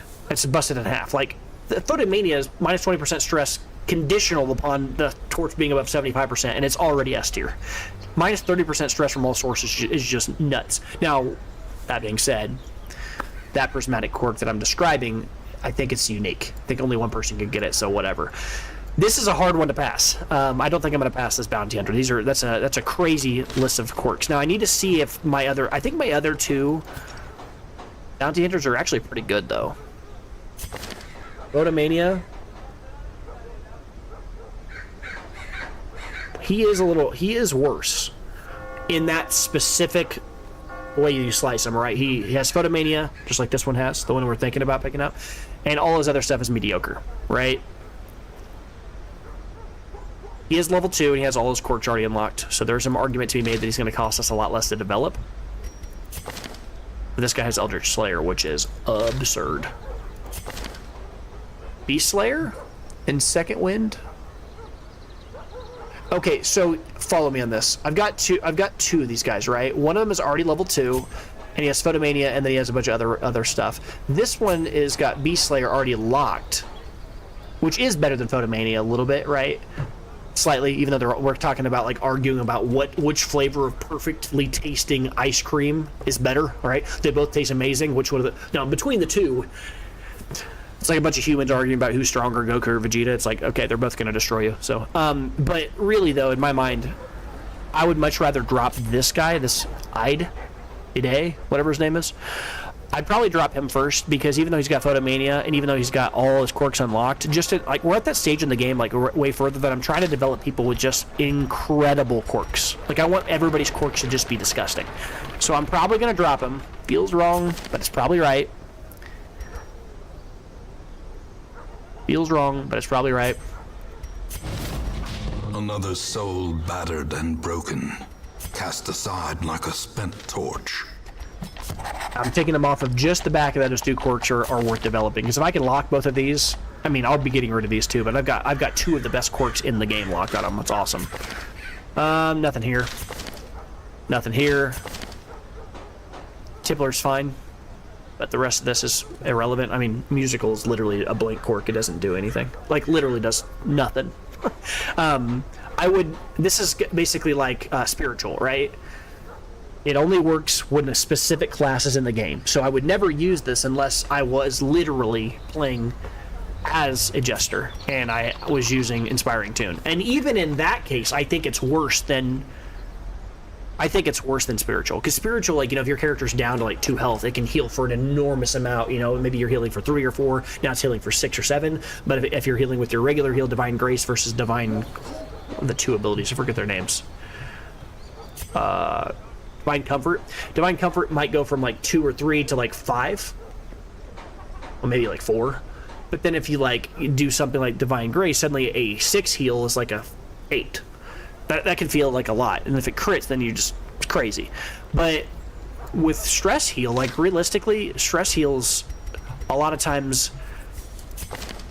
This ability already, removes so much stress already. Like -9, this is at low level, right? -9 plus -13% stress from future stuff. I just feel like a lot of times I don't really care about that as much. You also have to remember that it doesn't hit everybody, right? So that ability, was it on him, right? Musical, Inspiring Tune, plus 25% stress heal received. It's not like it's making it so that like everybody on your team is going to have more stress relief whenever he uses it. If this was like a worded reverse, so like a jester had all sources of stress that this character relieves are like increased by 25%, that'd be insane, right? Then all of a sudden you could just have a dedicated stress relieving, kind of almost like what I'm basically describing right now is if he had a quirk that gave him the same effect as the first line of Bright Tambourine.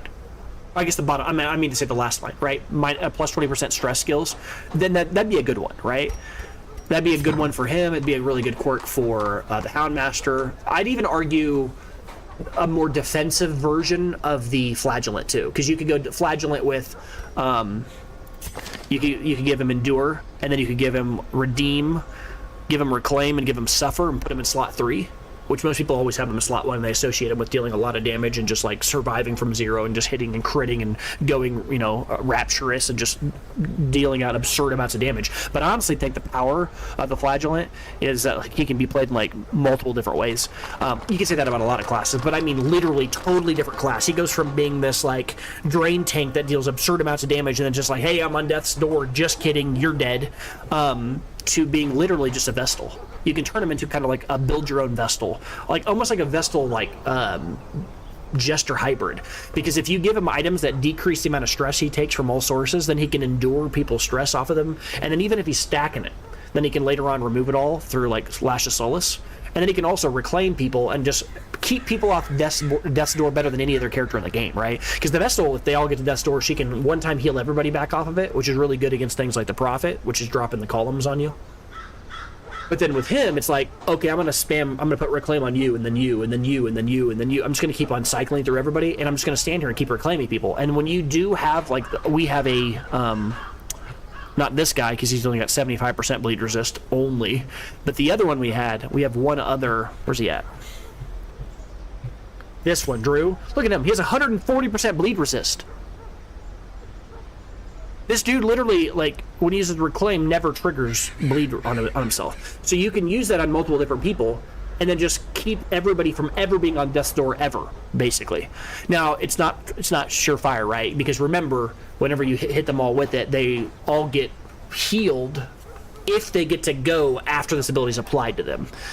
But if you stack this with anything, if let's say you put this on there with a Vestal, right? Use the Vestal and heal everybody, then it's like they're all off death's door, and even if they get knocked down to death's door, they're going to get healed back off of it because they also have the reclaim. So you're basically just keeping everybody like as close to death as possible, but they're all not dying. So and it's an interesting combination too, because then, you know, with this character has Sanctuary too, right? So even though everybody's down and they're all on, you know, death's door, like you got all these religious people that are keeping people from like fully dying. With her Sanctuary, which says like if they have mortality debuffs, right, they were on death's door, she can, you know, heal them for an enormous amount, and she can also remove their stress. And then you've also got this guy who's got Zealous Vigil, or not Zealous Vigil, that was not the one I was looking for. Here, Stand Tall, removing mortality debuffs. Like these guys have like a lot of like we're close to death but we're not gonna die kind of abilities that I think kind of go unsung and not talked about a lot, but kind of cool stuff. So, but yeah, I think I only picked up one guy. That's a lot of guys to ignore, but I don't really think we have a really tight roster at this stage. Like our guys are pretty good. I don't really think there's a lot to say. I don't want to go throwing away a bunch of random people for this after this crew has been built. Like we've got a lot of good dudes here. So I'm gonna really quickly take these guys off the list. Step back in here. I'm gonna sort them. Well, sort them by class. Got two of pretty much everybody now, right? I mean, Antiquarian as a side. Oh, we got three. Luminous, Beast Slayer. Yeah, Campbell has developed strangely. Beast Slayer is good. Off Guard needs to go. Winded is fantastic. We want to lock that, but the rest of that's a bunch of whatever. Slugger is cool, but like, it's not exciting. It's solid. Again, this character has like less damage in general off of random abilities, but the one thing about Slugger that I didn't give it credit for when I was first thinking about it was technically Finale is a melee ability, which feels weird. So it does make melee stronger, or make the Finale stronger, and it also helps Harvest as well as Slice Off. So Slugger's probably worth locking. I could lock Slugger, get rid of Off Guard, and be happy. So I guess he's not as weirdly developed as possible. Look at this. Beast Slayer, Luminous, weird. Oh, right. Elder Slayer, Warrior Light, Witness, Dark Temptation needs to go. We just haven't had a free day to remove bad quirks yet, but he's a level 5. I'm not going to spend a bunch of money on this to remove that right now. Dark Temptation is obnoxious, though. We saw that when we were on the Crimson Court. I think he ruined like 6 curios for us, though. Just walking by him, and just like every single time there was like a blood fountain, he just interacted with it. I think in one mission, in that one mission, he gained 3 diseases, got another disease, and replaced a disease. I didn't know you could do that. That's how many diseases he gained in one mission. He acquired 4 of them in one mission and replaced one like it was a quirk. It was actually funny though, because then like at the end of that mission, I was like, man, you know, what do we do? I don't want to go spend all this money to remove all these bad things from him. And then he caught the Crimson Curse and it wiped all of his bugs. Just like, oh, thank God he got bit by a vampire bug, because now he doesn't have it anymore. My dog is freaking out. Okay, all right, so.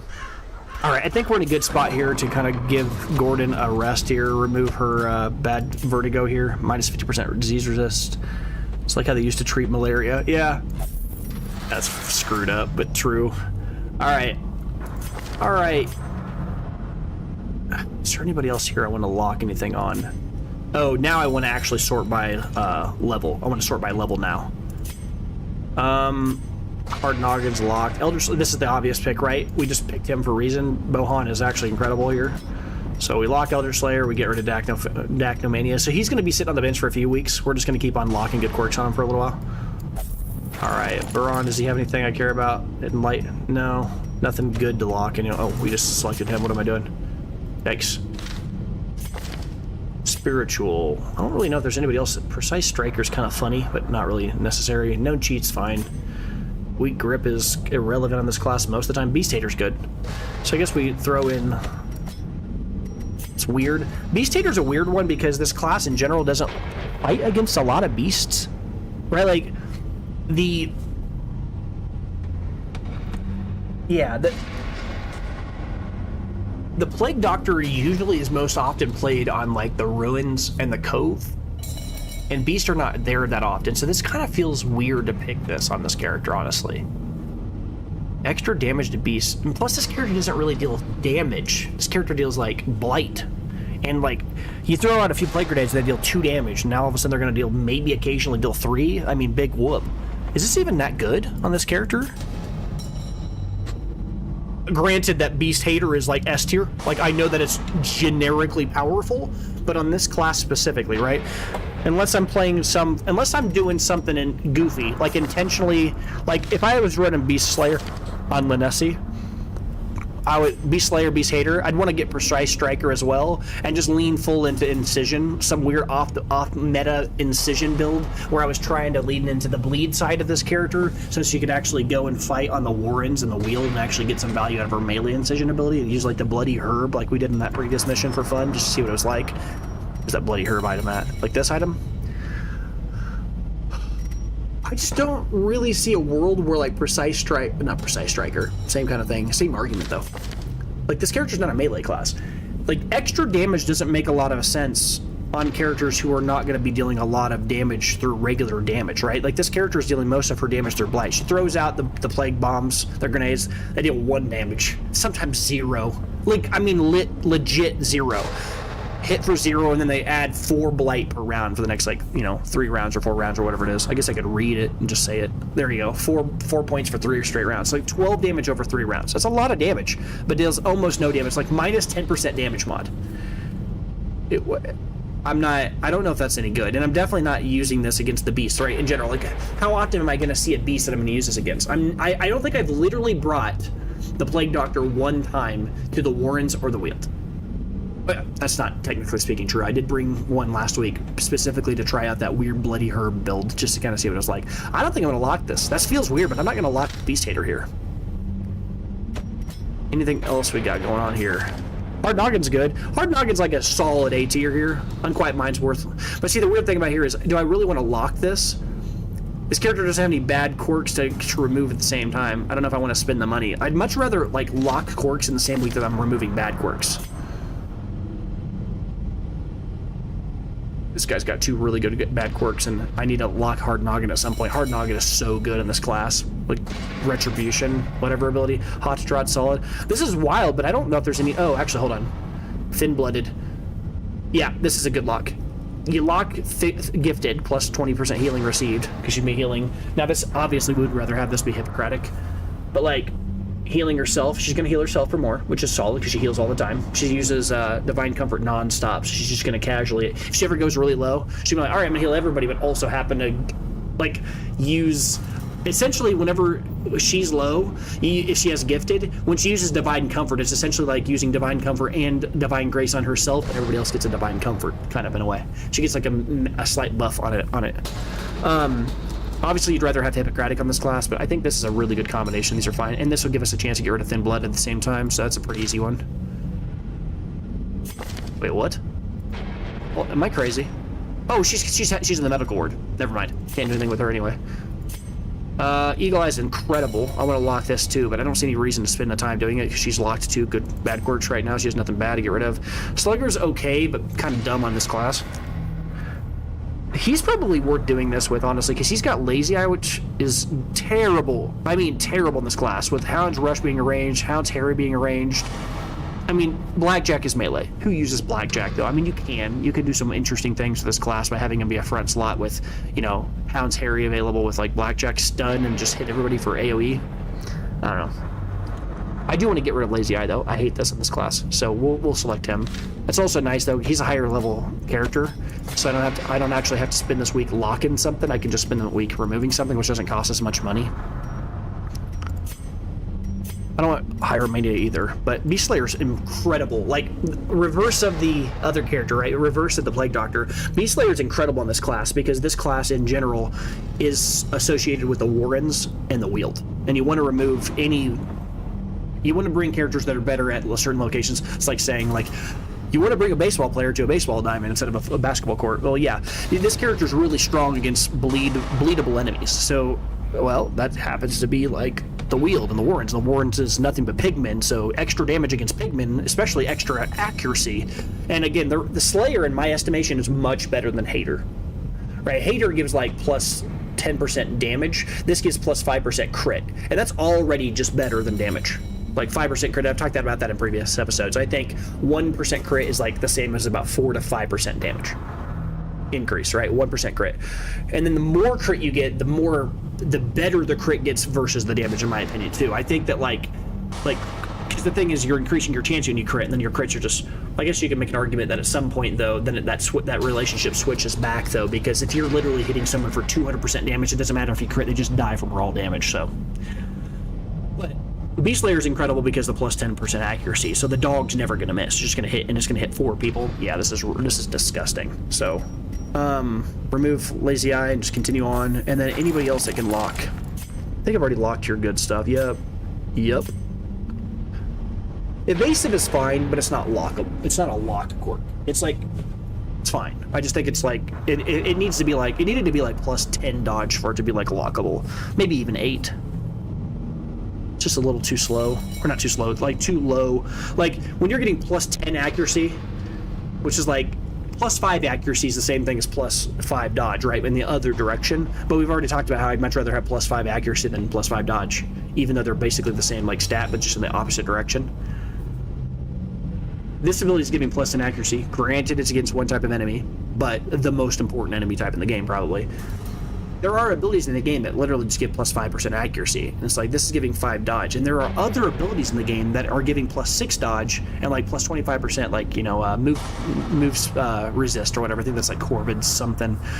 And or like prismatic something. There's a few of them that do that kind of stuff. And those aren't even that great. I think we had, is it Anscott has Corvid's Eye, plus 8 accuracy, plus 8% scout chance. Granted, one of the best quirks in the game, probably. But, like, I just don't see how evasive is, like, not buffed, or wasn't buffed at some point in the game. Maybe it's because way back they had to nerf dodge. I remember them talking about how dodge needed to be nerfed because it was too strong. But I'm just not impressed by, where'd that go? Evasive. I just think it's kind of pretty mediocre. I think 8 would have been fine. Maybe even 10 evasion.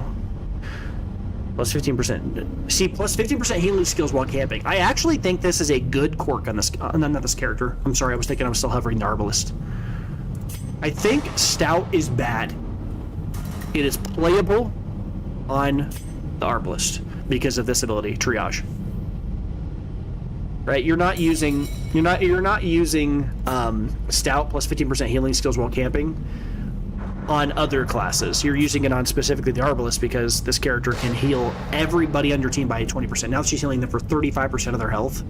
Well, that's actually not strictly speaking true, right? It's 20% healing, and then it's plus 15% of whatever that was.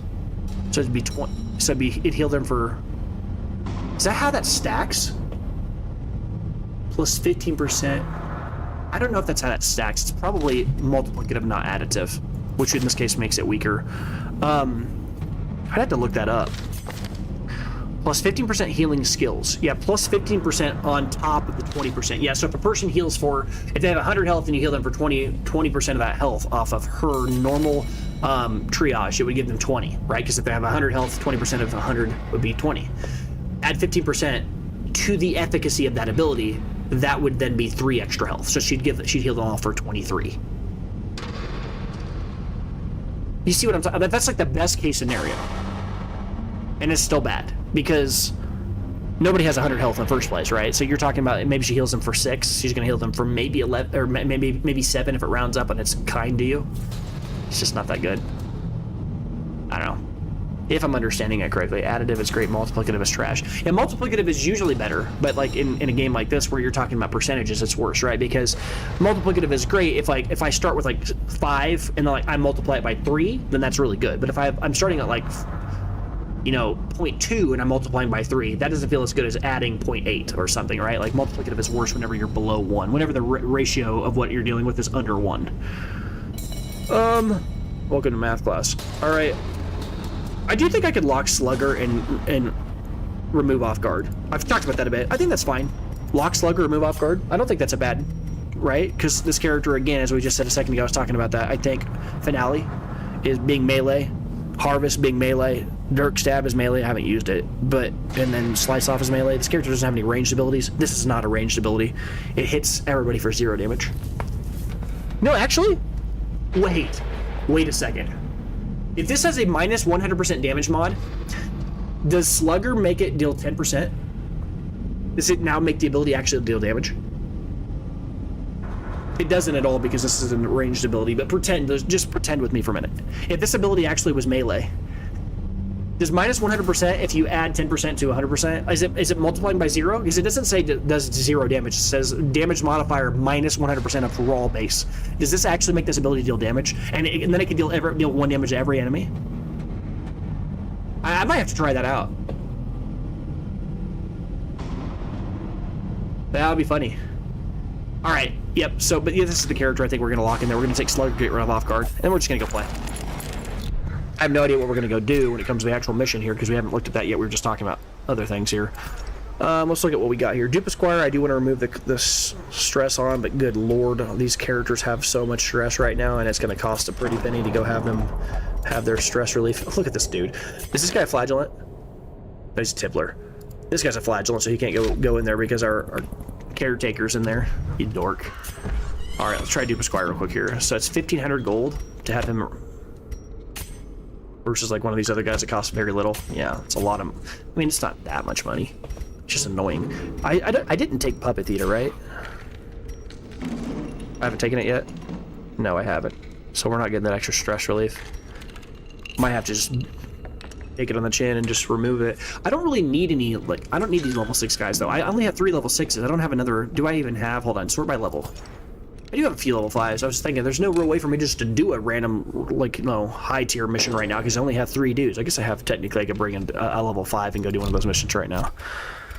Is it worth removing their stress? I haven't seen anything out here that's, like, impressed me. Wow. A red mission for just a dark tambourine doesn't feel like a really good trade. What in the world? Oh, that's a short mission. It's like, I'm doing a red mission for a gold, or for a regular rare item? No, sir. Alright, is there anything out here that's really worth going after right now? I don't like any of those items. Ooh, okay, we might go after the Fortifying Garlic. I've talked about this a lot, like, oh, or this. Also with the Book of Sanity. We're not at the stage where in the game where I'm actually, like, doing missions just to kind of collect items, because I've got most everything. I would love to go and do this Protective Wards thing and get this Gentle Tide mission, but we saw that what happened last time when I did that. Then the next fight immediately after that, the boss didn't actually have the item we wanted. Feels bad when that happens. Bumper Crop's good, though.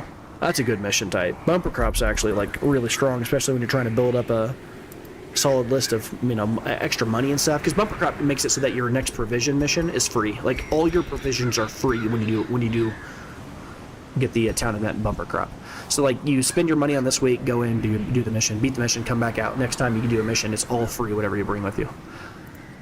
I could just go do this Cove mission. What are... Oh, wait, hold on. Never mind. I can't. I have 2 4s and then no 3s. I literally couldn't do this mission if I wanted to. Maybe that's all the more reason just to go do this mission right now. And bring that group of guys I just brought a second ago. Bring, like, Patrice here.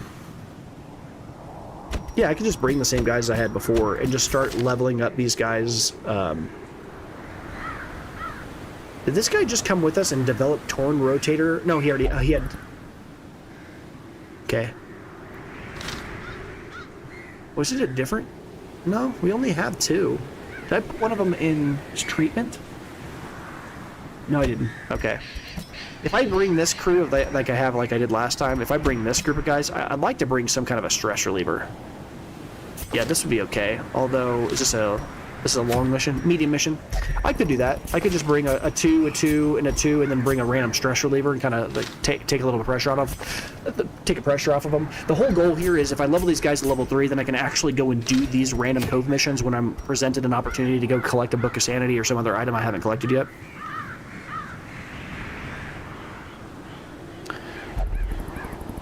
I really think that's the biggest issue, right, on this team, is stress. These guys have, like, no real means of... we have so much damage. Let's just do that. Didn't I have a different... It was Bercy, right? Okay. So I could bring Bercy instead of... We're doing a light trade here.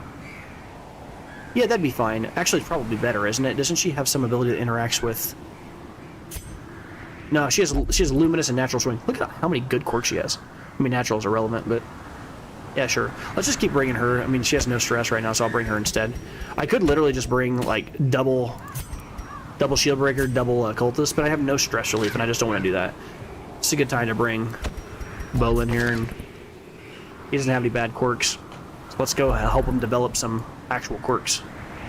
Although I need to go pick some actual, go level some abilities here then if I'm going to do this. Certainly not going to bring what I have there. Okay, so he's unlocked everything. Are you the one that's in the back? You're the one that has... No, you're up front. So I need you to level up. What did you have last time? Yeah, level up. Weakening Curse. Yeah, okay. And then you are going to level up these. And then you need to level up your Inspiring Tune, because that's why I have you here. You're not going to be using any of these other things, though. You're not bleeding anybody. You're not dirk stabbing anybody. I do want Finality to get you into the back slot in case you need to be there, and Battle Bell. The other stuff that you have here is irrelevant. I guess technically, Solo might be useful in the case that somebody's on death's door and I need like a quick way to get somebody off of their attention, but it's probably not going to happen. So I'm not going to spend any money. Let's just save the money. And make sure we select that ability, though. And then the last one is, you've already got your ability selected, right? Yeah, I will switch one thing, though. I'm going to get rid of Serpent's Way, and I'm going to switch over to Puncture. Just take you forward. Just backward, forward. Yeah, so we got a back and 2 forwards here. The thing is, I didn't really use Serpent's Way last time, and there was a point where a few times I wished I actually had the ability to guard break. I'm going to try to do that this mission if I can, because those guys that do Octotesis or whatever, those like big fat squid guys with the shield, that ability is actually pretty annoying. Being able to like guard break is pretty cool here. This is a medium mission, we said, right? Yeah. I'm not really too worried about their things as long as they have every rose has its thorn. Is it? Yeah, Tiger's Eye is pretty solid. Turn back time. Mockery's pretty good too. Actually, that's probably what I need to take. Mockery guarantees that if I have one person that just gets absurdly hit by stress, I can undo that. It's at the cost of somebody else in your team. Everybody else gets their stress relief by a lot. You know, it's pretty good. All right. Otherwise, I think we're good. Any items in here that we found of value? Nothing that we need. Let's go. Let's go do a mission here. Let's run in there and have some fun. All right, we're gonna go and do this mission. Maybe we'll get a Gentle Tide. Maybe we can actually use that to slingshot us to go and beat the next Siren. I don't know if we'll do it. The thing that's going to matter here is the item that we get after we beat this mission from the Siren worth it? And if it's not, is there another mission we can do that's orange instead that can help us keep slingshotting these guys to a point where they can actually go and beat the Siren when the opportunity presents itself? I don't want to go in there with a bunch of level 3s unless the item that the Siren actually has is really worth it, because I don't want to bring level 3s in general against a boss. I'd much rather bring my people to bosses whenever they are even leveled, right? Level 2s against green tiers, level 4s against orange tiers, level 6s against red tiers if possible. It's a little conservative, but it also makes sure that you don't ever get caught dealing less damage than you could. Oh yeah, I need to pick Bright Tambourine.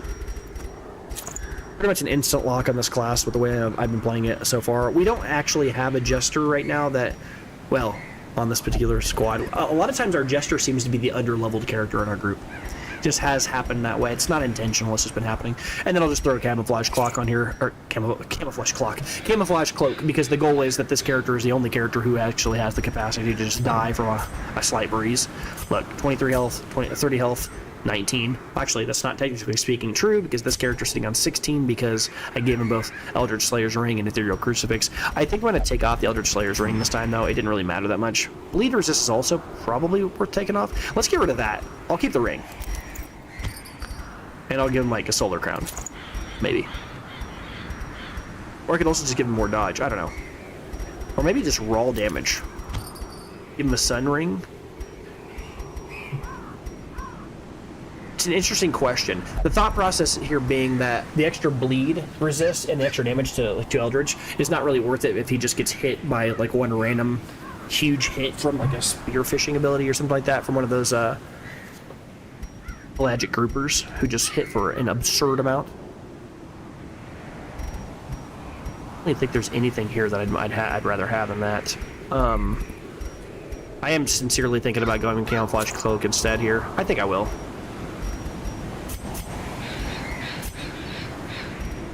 it's a lower tier mission, guys. We're talking about a green tier mission, right? Isn't this a green tier? Yeah, I don't need to bring, like, absurd items. I don't need Dismiss's head right now. Okay, so we got a decent amount of dodge going on here. I mean, for a lower tier mission. Everybody's leveled as much as they can be, right? Yeah, and we can just go in like this. And we can expect that when we go camp that we're just going to essentially lean on this Jester's Tiger Eye, Every Rose Has Its Thorn. And as I said before, I think we're completely finished with the Shieldbreaker streams, because I've done 3 of them. I don't think there's more than that. If there are, it'd be bad. I hope not. But we are certainly looking forward to not fighting one of those here. I don't know. Anyway, let's get to this mission. We don't need a Paralyzer's Crest, but we're not doing green tier missions because we're looking for items. We're doing them because we only ever do green tier missions to level lower characters, and also slingshot ourselves up against higher tier missions, right? Because this gives us that gentle tie to make this next fight against this Siren a little easier. I just hope we get lucky and the item that she has in the next screen is good enough to go do. But it's okay even if it's not the case. All right, let's pick, again, this medium tier mission. So it's not about the difficulty, it's about the length. Generally speaking, I try to bring, 8 torches to a regular mission, and I bring an extra 4 for a medium. Nothing surprising there. I think that's what a lot of people do. And then for food, I usually try to bring 8, and then I bring an extra 4 if I don't have a healer. And then if it's a medium tier mission, I go up another 4. And then since we actually now have the Grainer and all this other stuff, I can even be greedier if I want to. I might even just bring, like, I don't know, an extra 4. Remember in the last mission, we got through almost the entire mission. We were on a long mission, and we finished the entire mission and only got hunger checked once. Doesn't mean we won't get hunger checked 4 times at the start of this mission, so I don't know. We also don't have a Vestal. I'll bring a few extra. Bandage-wise here, I'm going to bring 3. That's mainly just because we have... Actually, I'm going to bring 4, because we have 2 guys that can heal and bleed. Anti-Venom is like... I'm just not sold. I'm gonna stop bringing as I said in the previous episode, I'm not gonna bring anti-venom anymore, like at all on this mission. I just don't see any reason to it. The only reason I need it right now is because of the chance of us having a dream, but I do believe the dreams are over. I do believe the dreams are over once you've done 3 of them. The thing is, the anti-venom has literally 1 use on the entire cove, and that's that little pool. And the pool is just like, if you use anti-venom on it, you gain 5 health. Like, that's not worth it. It's just bad. Bring 5 shovels. We needed all of them last time. We actually needed more than all of them. 3 skeleton keys. Could go 4. But I brought 4 last. No, I brought 3 last time. Found 1. Never used it until the very last room. Anyway. And then after that, you got bleed. You got the medicinal herbs. Way too many of those. You get 2. Oh yeah, you get 1 for free from the Jester. I always forget that. Feels strange. I don't know if there's any other characters in the game that do that. Right? I don't mean bring an item with you. A lot of characters do that. But what I mean is, the Jester and the Leper bring medicinal herbs with you. Everybody else, like, will bring, like, 1 thing. Like, if you bring the Arbalist, she'll bring a bandage. If you bring the Crusader, he'll bring a holy water. If you bring... You see what I'm saying? But, like, I don't know if there's... I think the antidote gets brought by the Plague Doctor, for example. But I don't know if there's other classes that bring things like that. Well, the Great Rubber brings a shield, or brings a shovel. But I don't know if there's any other item that... There's 2 classes that bring the item. I think the medicinal herbs, there's only the only item that 2 different classes bring it. Not that it matters, it's like a random factoid if you're ever on video game Jeopardy. I could bring holy water as someone and see how much that matters, or how that matters really that much right now. We're not really worried about bleed as much. We've already got ways of dealing with bleed when it hits. Saving money right now is kind of the goal. We're in a green tier mission. I think I have everything I really want here. Yeah. Okay. These guys have items. They have all their items unlocked. Okay, last thing here. I'm getting rid of this. I'm gonna try to, if I can, remember to bring the, oh, crap.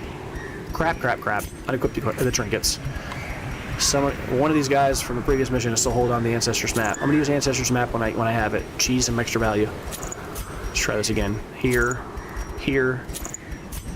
And then you had this and this. Then you have what you have, and then you had these 2. And let's go. Sort by... Oops, not unequipped. Sort by rarity.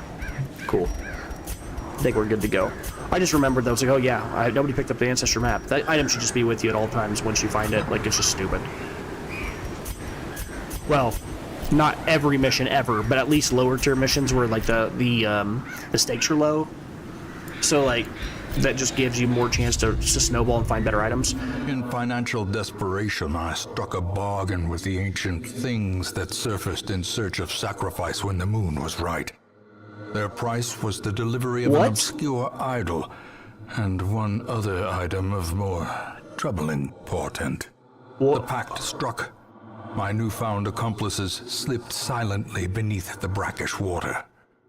A fearful stirring at the edge of the torchlight betrayed a familiar witness, and gifted me with malign inspiration. I just accidentally started the fight against the siren. I always wondered what became of the unfortunate little waif. I can't... Why did it even allow me to go here? Bro, what? I can't do the alluring siren with a bunch of level 2s and a level 0. How did he even get to go to the mission? This is a level 3 mission. I mean, there is a chance I could theoretically do it because the siren is the weakest boss in the game, besides the necromancer. I could get... It's not... Okay, it's not about whether I could do it. It's about the enemies on the way there. Like... I'm gonna try a fight. Let's just see what happens. At least it's still a short mission. What happened? How did this happen? The way I'm nervous. is lit. The path is clear. We require only the strength to follow it. Sacrificial stab. All these abilities do hit the last slot. Well, not his. You got finale. Finale can... Where can you hit from? You can pierce from there. Oh god. What have I set myself up for here? You can't finale. You have no ability to move forward, so if I do this, I'm gonna have to... I'm just thinking about how I would even fight. If I did this, I'm gonna have to switch you here, and then during the fight, I'm gonna have to, like, use Impale. I can't even go back. Impale moves her back one slot. I have no ability to move back one additional slot so that the Jester can use Finale from slot 2 without wasting a whole turn. Ugh. I don't know what happened. I don't know how I selected the wrong mission. My stomach hurts. This makes me sad. This is the biggest mistake I think I've made in this whole playthrough. Okay, let's give it a shot. This could go awful. I haven't seen any enemies yet, but once I do, these scoutings are terrifying. No enemies yet. Oh, there's our first fight. Okay. Okay. Yep. I guess I'll take the blood. How did I end up selecting the siren as a fight? These enemy, this siren is expecting level 4 people. Another misfortune. This siren is expecting... This siren is expecting everybody to be level 3 or 4. Like, I can't beat this thing with these guys. The siren is the weakest enemy in the game. Granted, big boss, but like, I could just get absolutely destroyed here. And I probably will. Glittering gold. I shouldn't be here. Trinkets and baubles. Well, this is going to be our first test. In blood. Yeah, this guy is disgusting against us. Yeah, okay. Yep. I can't bleed him. He has like no bleed chance here, so I guess I'll buff some people. Oh god. Oh god. Oh god. Okay, because we're dodging here. Okay. Can you be stunned? Not very well. I do have the Occultist's Cauldron. I crit? Okay. Okay, the back one. What are you gonna hit for? Come on. What is going on? I have like main character like protection here.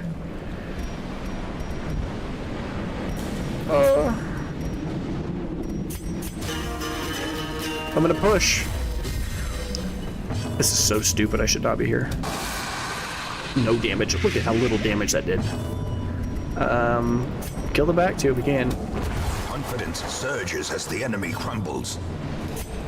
I can't hit him in the back, which sucks here. I guess I'm gonna just remove. What's his dodge? He has 9 dodge. Oh, I can't remove his. He has no protection. Or he has protection, but I have no ability to remove protection with this guy. I can't stun him a second time. That won't work. I guess I just hit the back guy. Powerful blow. Okay, so this is the real test. This is gonna hurt. This dude dodged 3 attacks in a row. Okay, the bleeds where this hurts though. The bleeds hurt on that character. 8 damage a round. My God. Get him out of here. Okay, all of our dudes are like, they're all level 2, so they're not like awful, but it's so weird. Oh my God. The fiend falls, a faint hope blossoms. We have no right being here. Stun him again. We shouldn't be in this fight. Oh my God. Okay. It's like Scrappy-Doo and you know, Scooby-Doo. He's like, he got short man syndrome. Thinks he should be somewhere he shouldn't. This can't hurt him. A devastating blow. I just landed against 80% bleed with a level 0 jester. He had a 20% chance to land that bleed and he landed it. Precision. What is going on?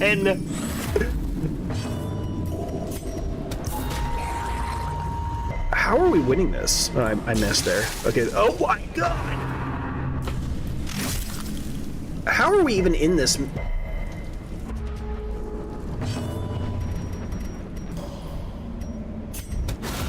Masterfully executed.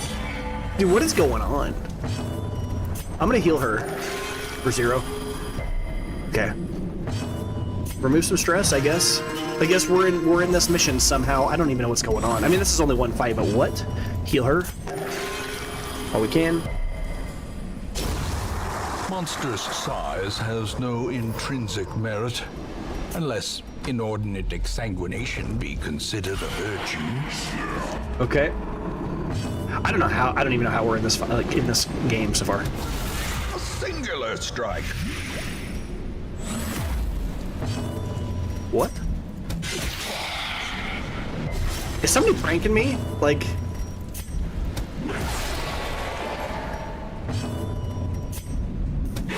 Press this advantage. Give them no quarter. What? This is a upper tier mission, right? This is a veteran tier mission and all my guys are level 0 and 2.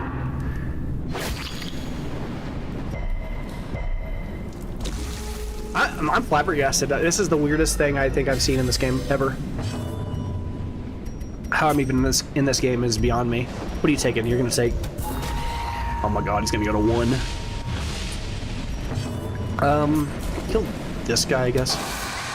So he'll die. If I get to attack with him before he gets attacked, I can actually kill this guy immediately. Unforeseen. Wow. Unforgiving. Success so clearly in view. Or is it merely a trick of the light? We'll heal you, I guess. Actually, do I chance it? Do I chance the extra resistance until the camp here? I don't think so. Let's just get some heal. 5 health is a lot on the characters who are low level. Packs Sure. laden with loot are often low on supplies. We're beelining straight there. We're not going to do other things in this mission. We're just going to go, oh my God, this is an actual fight. These guys deal a lot of damage. Okay. He's dodged 5 attacks this mission. 5. He's on another plane of existence right now. He made a pact with somebody evil, and he's showing up. Okay, that's more like it. That's the first real hit we've taken. This is more what I would have expected. I was gonna say, up to this point, somehow we've been in this, and we shouldn't have been. It's a lot of damage, though. He's dead, so that's good. Well struck. I'm gonna finale after this fight, or after this round. And then we will try to stun him, because he's the only real threat here. To any of our guys this round. If I get to kill one of these guys before they get the chance to attack him, he's gonna hit. The guy in the back with the stressful and incantation, he's gonna hit immediately. Call it the deep spine. Yeah, and then if you kill him, that makes a lot of difference. Yeah, he's just dead, isn't he? A death by inches. Okay. And then you finale the bad guy. Didn't even kill him though. Took him to what, 1? Alright, we'll just kill him, or finish him, I guess, here. The other one needs to heal this one though. The offensive. Okay. Lord. What is happening? The game is having a good time. I'm having a good time, but it shouldn't be happening. This fight should not be happening like this. Remove protection. He's at 50% protection. Yep. He has no guard. Ignore it. Hit him for raw. Heal him.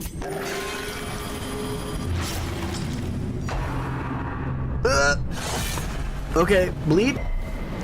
What is happening? Dude, this is seriously the most troll mission. I didn't need to get rid of his dodge. I think I thought that was the weakening curse. It's okay. Skill gap there. Reading the ability explains the ability. Okay, that's not a lot of damage. I think she hit for 16 last time. Okay, sure. He's very close to death now. Yep. Okay. Yeah, that's fine. Alright, so we remove that with a bandage here. And then I'm actually going to take a round off here, attack a dead body, and I'm going to try to sneak in a heal here. And then I'll try to kill him with a stun maybe or something.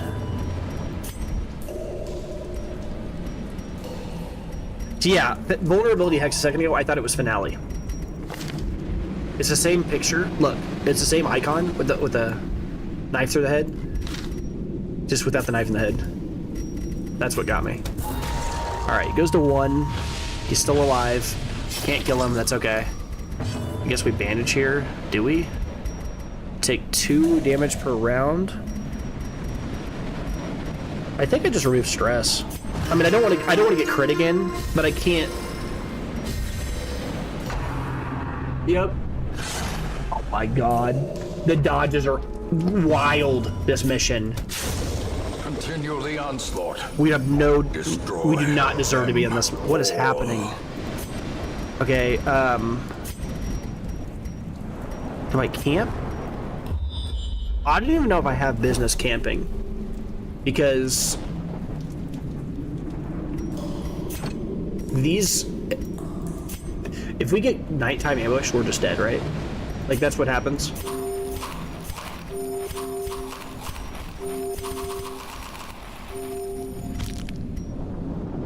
I guess we'll go ahead and use a bandage on you for 4 health. Do we do it? You have a max health of 19. I might need to. Okay. Oh, are you gonna get... Okay, fool me once. Okay, you dodged it. We're gonna go this way to avoid as much combat as possible. You have the map, right? Yeah. I got a headache, and this game, this mission is not helping.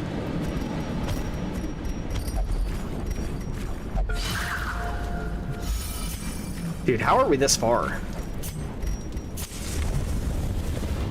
What? Okay. Another scout here. Oh my god. No, come on. Okay, well, my guys are scared of the hallway. Okay, hunger check is fine.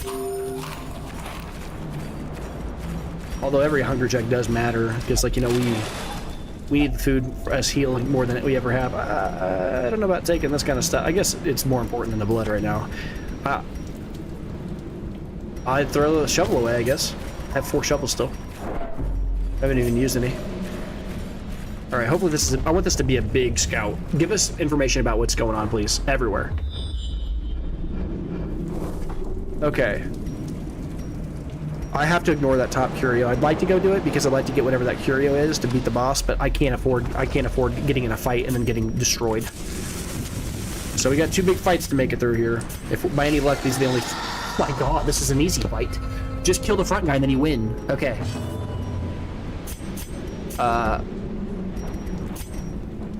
Hey, he's got a lot of raw health. 20 is a lot. Hit them all. This should bleed or poison them, yeah. Okay, cool. And then we can. Does he have any? No, he has dodge though. Let's stop that though. No dodge. I can't afford him not. If he blows up, we literally just everybody dies. Like he will hit for like 15 and just wipe everybody. It's the worst possible thing that could happen to us here. I'm gonna stun him because he could deal a decent amount of damage here. That was a good crit.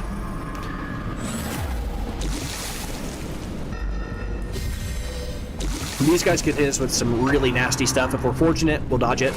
That's a lot of damage. And the debuff sucks. Okay. No diseases, though, please. Okay, we dodged the diseases. Cool. Alright. He's at 6. He's just gonna die. So I guess we hit one of these guys. A decisive pummeling. Critting for 1 is always funny. I'm gonna remove some stress while we can.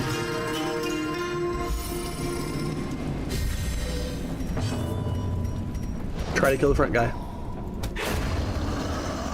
Okay. And then kill one of them. Back to the pit. Alright. Do your worst, Gary. Yep. And that's 2 5s. These guys have hit for a lot. It doesn't really matter, but it's still a lot. 5 damage on a snail. We are living on borrowed time. I don't know how this game is happening like this. This is the goofiest crap here. I will heal. He could get bled, but we have to chance it. We need the extra healing right now while we can. We heal himself here.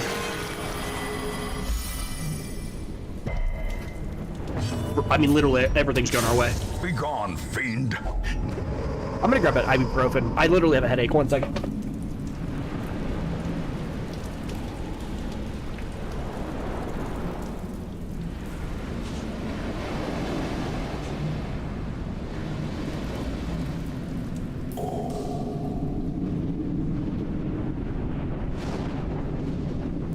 All right. Okay. I don't know how we're still in this fight, but okay. Okay, so I guess I am gonna try to keep the money. I don't know if we make it out of this mission with it, but what is this until for next 2 rounds? For the next 2 rounds, how long until we get in that fight? Actually, I think it'll be gone by the time we get in that fight. I'd rather have the crests over the random onyx, and I don't really care about the bleeding pendant. It's 1100 gold.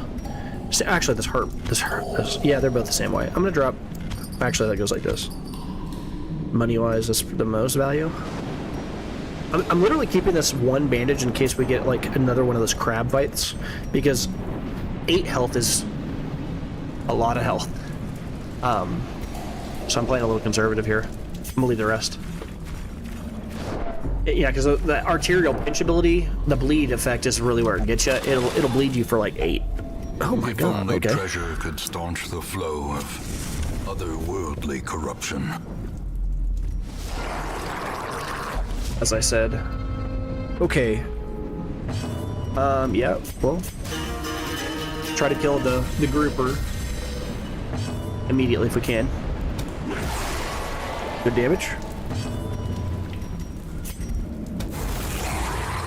Good damage. And then we'll try to stun that front guy. What are you gonna do? 1 damage? If we can stun him, it'd be great. Okay. That's a huge damage buff. That's gonna be scary. If we can dodge this, it'll be big. 7's a lot. Yep. You're stunned. Okay. At least it didn't crit, so that's fine. Okay, so here I'm just gonna try to poison the big guy or start ticking on him. You get to go here? Well, stress is not that big of a deal here. We don't care about that as much.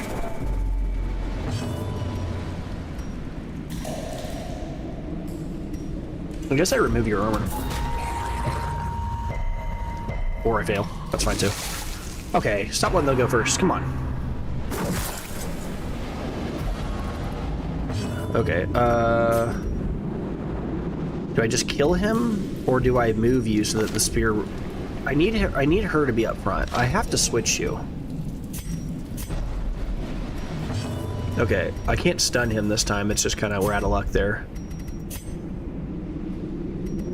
Sacrificial stab does not hit.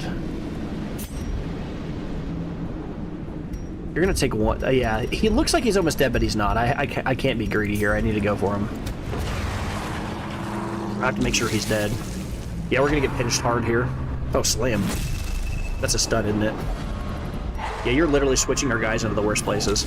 Like, our guys are in the worst, like, they're all in the... Well, not all in the wrong spot anymore, I guess, technically, but this guy's our frontliner. He's supposed to be in the very front. This guy's supposed to be in the very back. They literally got completely switched. Because everybody got pulled.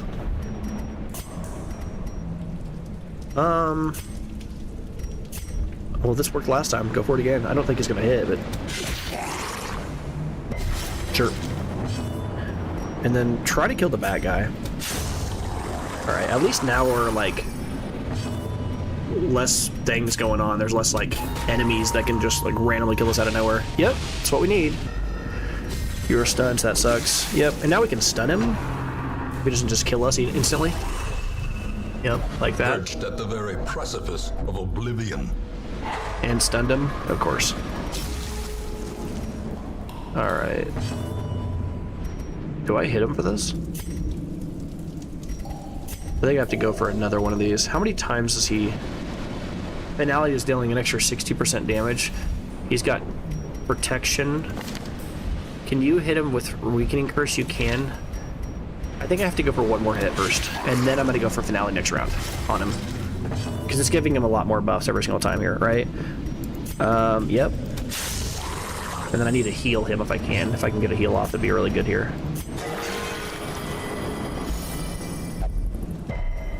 Okay. Okay. Yep, less damage. Only one hit, one damage though. The bleed is what kills you. See, look at that. 8 bleed for 3 rounds. Okay. Oh, if I can kill him before he bleeds, that'd be insane. Try to kill him. Okay. Yep. Kill him. The bigger the beast, the greater the glory. Alright, that's fine. We use this on him. Get rid of that blood. Victories mount, so too will resistance. Take the money. With any luck, we don't fight another enemy for the rest of the mission. I'm not gonna sleep here. We can't firewood. Because if we get a night attack, we're dead. This guy is the one that has the backline stuff. He needs to be back here, and this guy needs to be up front. And then here we'll use this. Wealth beyond measure, awarded to the brave and the foolhardy alike. Yeah, we want that. I mean, all those things. I mean, I want it more than I want some random items. More than I want some random one-off ruby, too.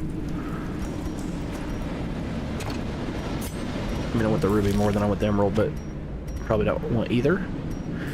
Item-wise here, like, the shovels are mostly done. Oh, I guess we gotta check. Maybe we don't even need the shovels. Oh my god. Okay, so we can drop the shovels. Take the ruby. There's no more fights. The last fight is the last fight. And we'll be able to use our food on the jester, unless we get hunger checked, but even if we do that, you can only eat 4, so we're still good on that.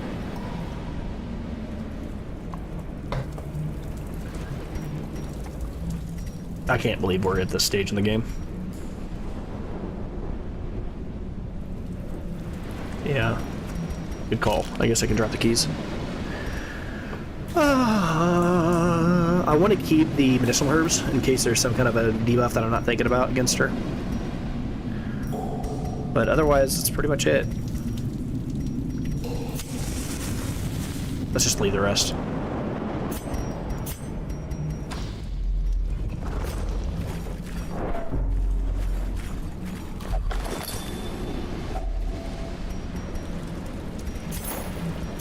Okay. and then we'll just leave the rest of that, I guess. Again, I'd rather just have the... I don't think I have a Book of Constitution. I'm going to keep it just to have it for the novelty. Was there a trap in this room? There is, right? Yeah. What's your chance of breaking at 75%? Good. All right. And this is it. No food checks, I guess. Game.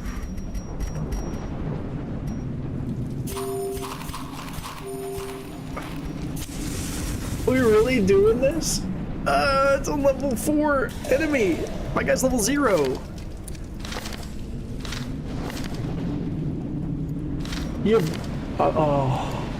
I'm literally probably gonna rely on the Siren stealing a character and throwing the character back on our team so that I can hopefully get to use Finale by him being put in a different slot. This is stupid, guys. This is so stupid. The aquatic devils have remade the poor girl in their image. She is their queen and their slave. 80% bleed resist. Does this lower bleed resist every single time? It doesn't. Let's just stack as many battle ballads as we can. That's all you're gonna do. Battle ballads and then a crit. She have dodge. She does have dodge. Just get rid of that too.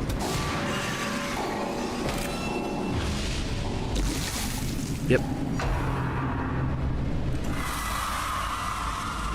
Okay. And then we will go for broke on you. Yep. High Tide's a heal. Oh no, it's not a heal. It's a spawn. That's right. So you can't even hit this guy. Do I attack him?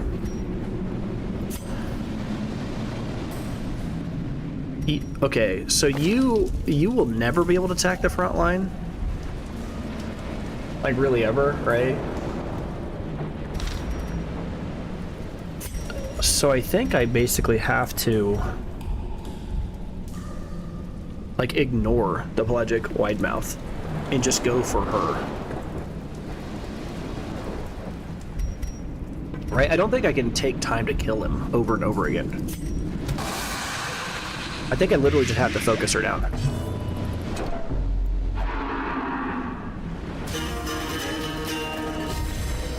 That's annoying.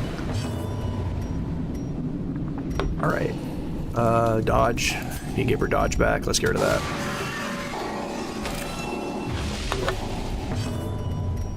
I guess I can stun him. But I'd rather just hit her for a lot. Yep. Yep. Yep. The big guy here. 12's a lot. Devour. Okay. That puts him on almost dead, but not quite. Alright.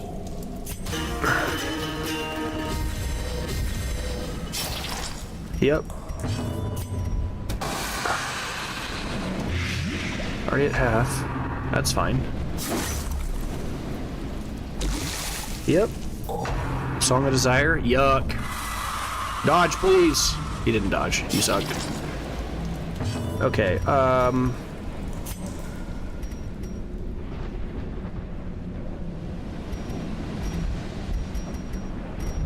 you have 21 dodge. Where are you getting your dodge back? I thought I stripped it from you. How do you keep getting your dodge back? And now the true test. Hold fast. Yep. Or expire. You heal yourself. Crit heal for 8 is abysmal. Yep. Okay. The stress is irrelevant here, honestly. Alright. What are you gonna do to us? Puncture? Injury and despondence set the stage for heroism or cowardice. Tough, tough, tough, tough. A hand's breadth from becoming unwound.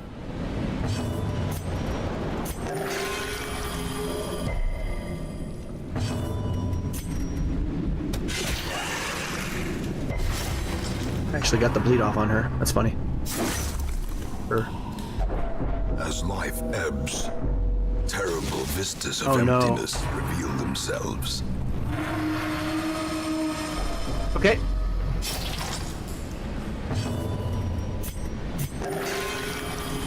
Okay. Come on now. Teetering on the brink, facing the abyss. All right, give her back, give her back, give her back.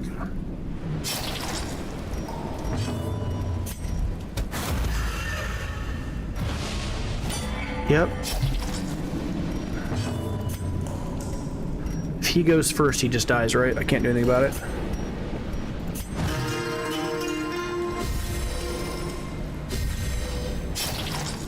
He didn't.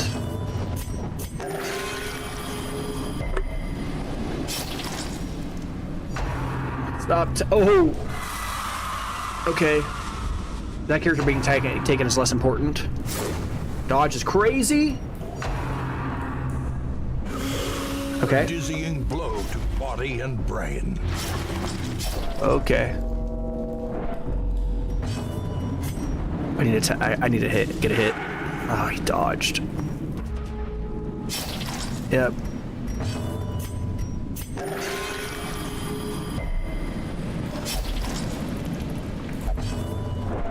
Uh-huh.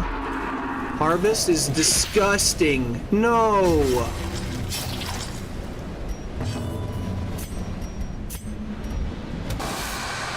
All right. Oh. Wait, what?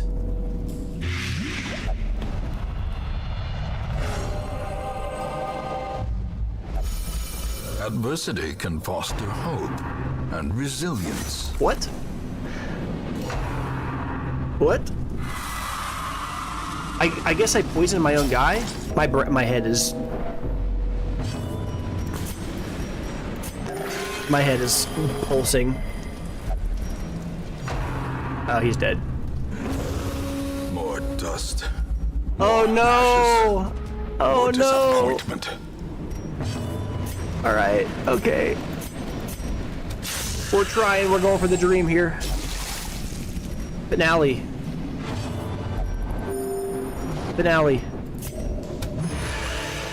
She's at 36. Uh-huh. Yep. Oh, that's a dirty person to do that too. She's already at 0. Okay, that's fine. Whatever, crits, whatever. He's already on death's door. Can't put him on death's door anymore. If this just kills us, we're dead. This is no place for the weak or the foolhardy. I don't think I can use finale again, right? Yeah.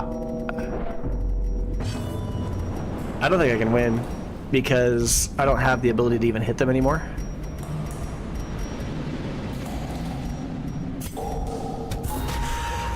At 34, yeah. You can't use finale anymore. Yeah. We're gonna run. We can't. Yep. It was a good try though. We tried. Another life wasted in the pursuit of glory Yeah. and gold. He literally can't hit. He literally can't even attack. He won't die, but he literally cannot. He literally cannot hit because none of his abilities hit from that slot. He's just going again over and over again because he can't. Survival is a tenuous proposition Oh. in this sprawling tomb. Well, we kind of knew that was going to happen. I said that because I went into a harder mission. Ruminate on this fleeting failure. That's so funny. Campaign is long, and victory will come. We dug for months, years, an eternity, and we were rewarded with madness. Oh, that was awesome. I can't believe how far we made it with that. Like, that team was all... he had 3 level 2s and then a level 0, and we almost beat that through just finale and stacks alone. We had so much heal and, like, ability to stave off the damage, but it was just... the stress didn't matter, but it was just the huge health pool that mattered. And you could make an argument that maybe I could have killed the pelagic grouper, but the problem was every single time I wasn't attacking the grouper, I was attacking her. And if I just kept killing the grouper, she would just respawn spawn another grouper, and you're failing to realize the grouper wasn't the problem. In the long run, she would have spawned the big Octotesis guy, whatever his name is, the guy that has like the buckler, and he would have just started to protect her, and then she would have started to use heal abilities, and then never died. Oh man, that was so close. It sucks. I was so excited. I thought we might actually pull off the crazy upset there. I mean, we really didn't have any business being in that fight anyways, though. Like, we really were way above our expected, like, you know, whatever. And that was more for, like, I guess at that stage it was, like, for content. I made a joke. I was like, I'll just do it, you know, because whatever. We'll see what happens. But it was definitely a greedy thing to do, to go any further. I should have just quit right before the fight started. But I wanted to kind of see what would happen. It was like, maybe we'll pull it off. Who knows? You know, just thread the needle or whatever. But it didn't work out. So that's okay though. It was still fun to try it. Like we got really close. I think she was at 29. I mean, she was pretty close. It's just we couldn't because the bleed stacks, and we just ran out of. We ran, like I said, like I brought us a lot of bandages, but we just ran out of ways of getting rid of blood. The bleeds were just too much. So. I'm gonna stop here though. I've got a bit of a headache, man. It's like I've had it since the start of this like episode, and it's just kind of killing me. So I'm gonna go ahead and wrap it up here, just because even though it's a shorter episode, like I obviously just lost 4 guys anyways too, so I need some time to step away. So, but that's gonna be it for me for this episode. I'm just gonna go ahead and do an outro, and then after that probably go take a shower, try to calm down, wind down my head. It's just pounding back of my neck, stress headache. That was before the mission though. Honestly, this mission didn't stress me out that much. I just had stress already. All right, let's do an outro. So until next time, I'm the Blue Titan, and if you'd like to see additional content like this, you know, long form content, you can head over to the Blue Titan Space Gaming Space VODs and subscribe to my channel there if you'd like to, or subscribe to my YouTube if you're already, or I guess my Twitch if you're already there. If you're watching on Twitch, I had like 12 people watching on Twitch. Or if you want to see shorter form content that's highly edited, like reels, things like that, things you would see in like a YouTube Shorts feed, something like that, you can head over to the Blue Titan Space Gaming, and that'll be where your short form content is there as well. So anyway, like I said, didn't work out the way we hoped it did, but it was still fun to try it and try to kind of push and see what we could get away with. But you know, didn't work out, and sometimes that's how it works. But you know, it was still fun regardless. So, but until next time, I'm the Blue Titan, and take it easy. Bye. Real close.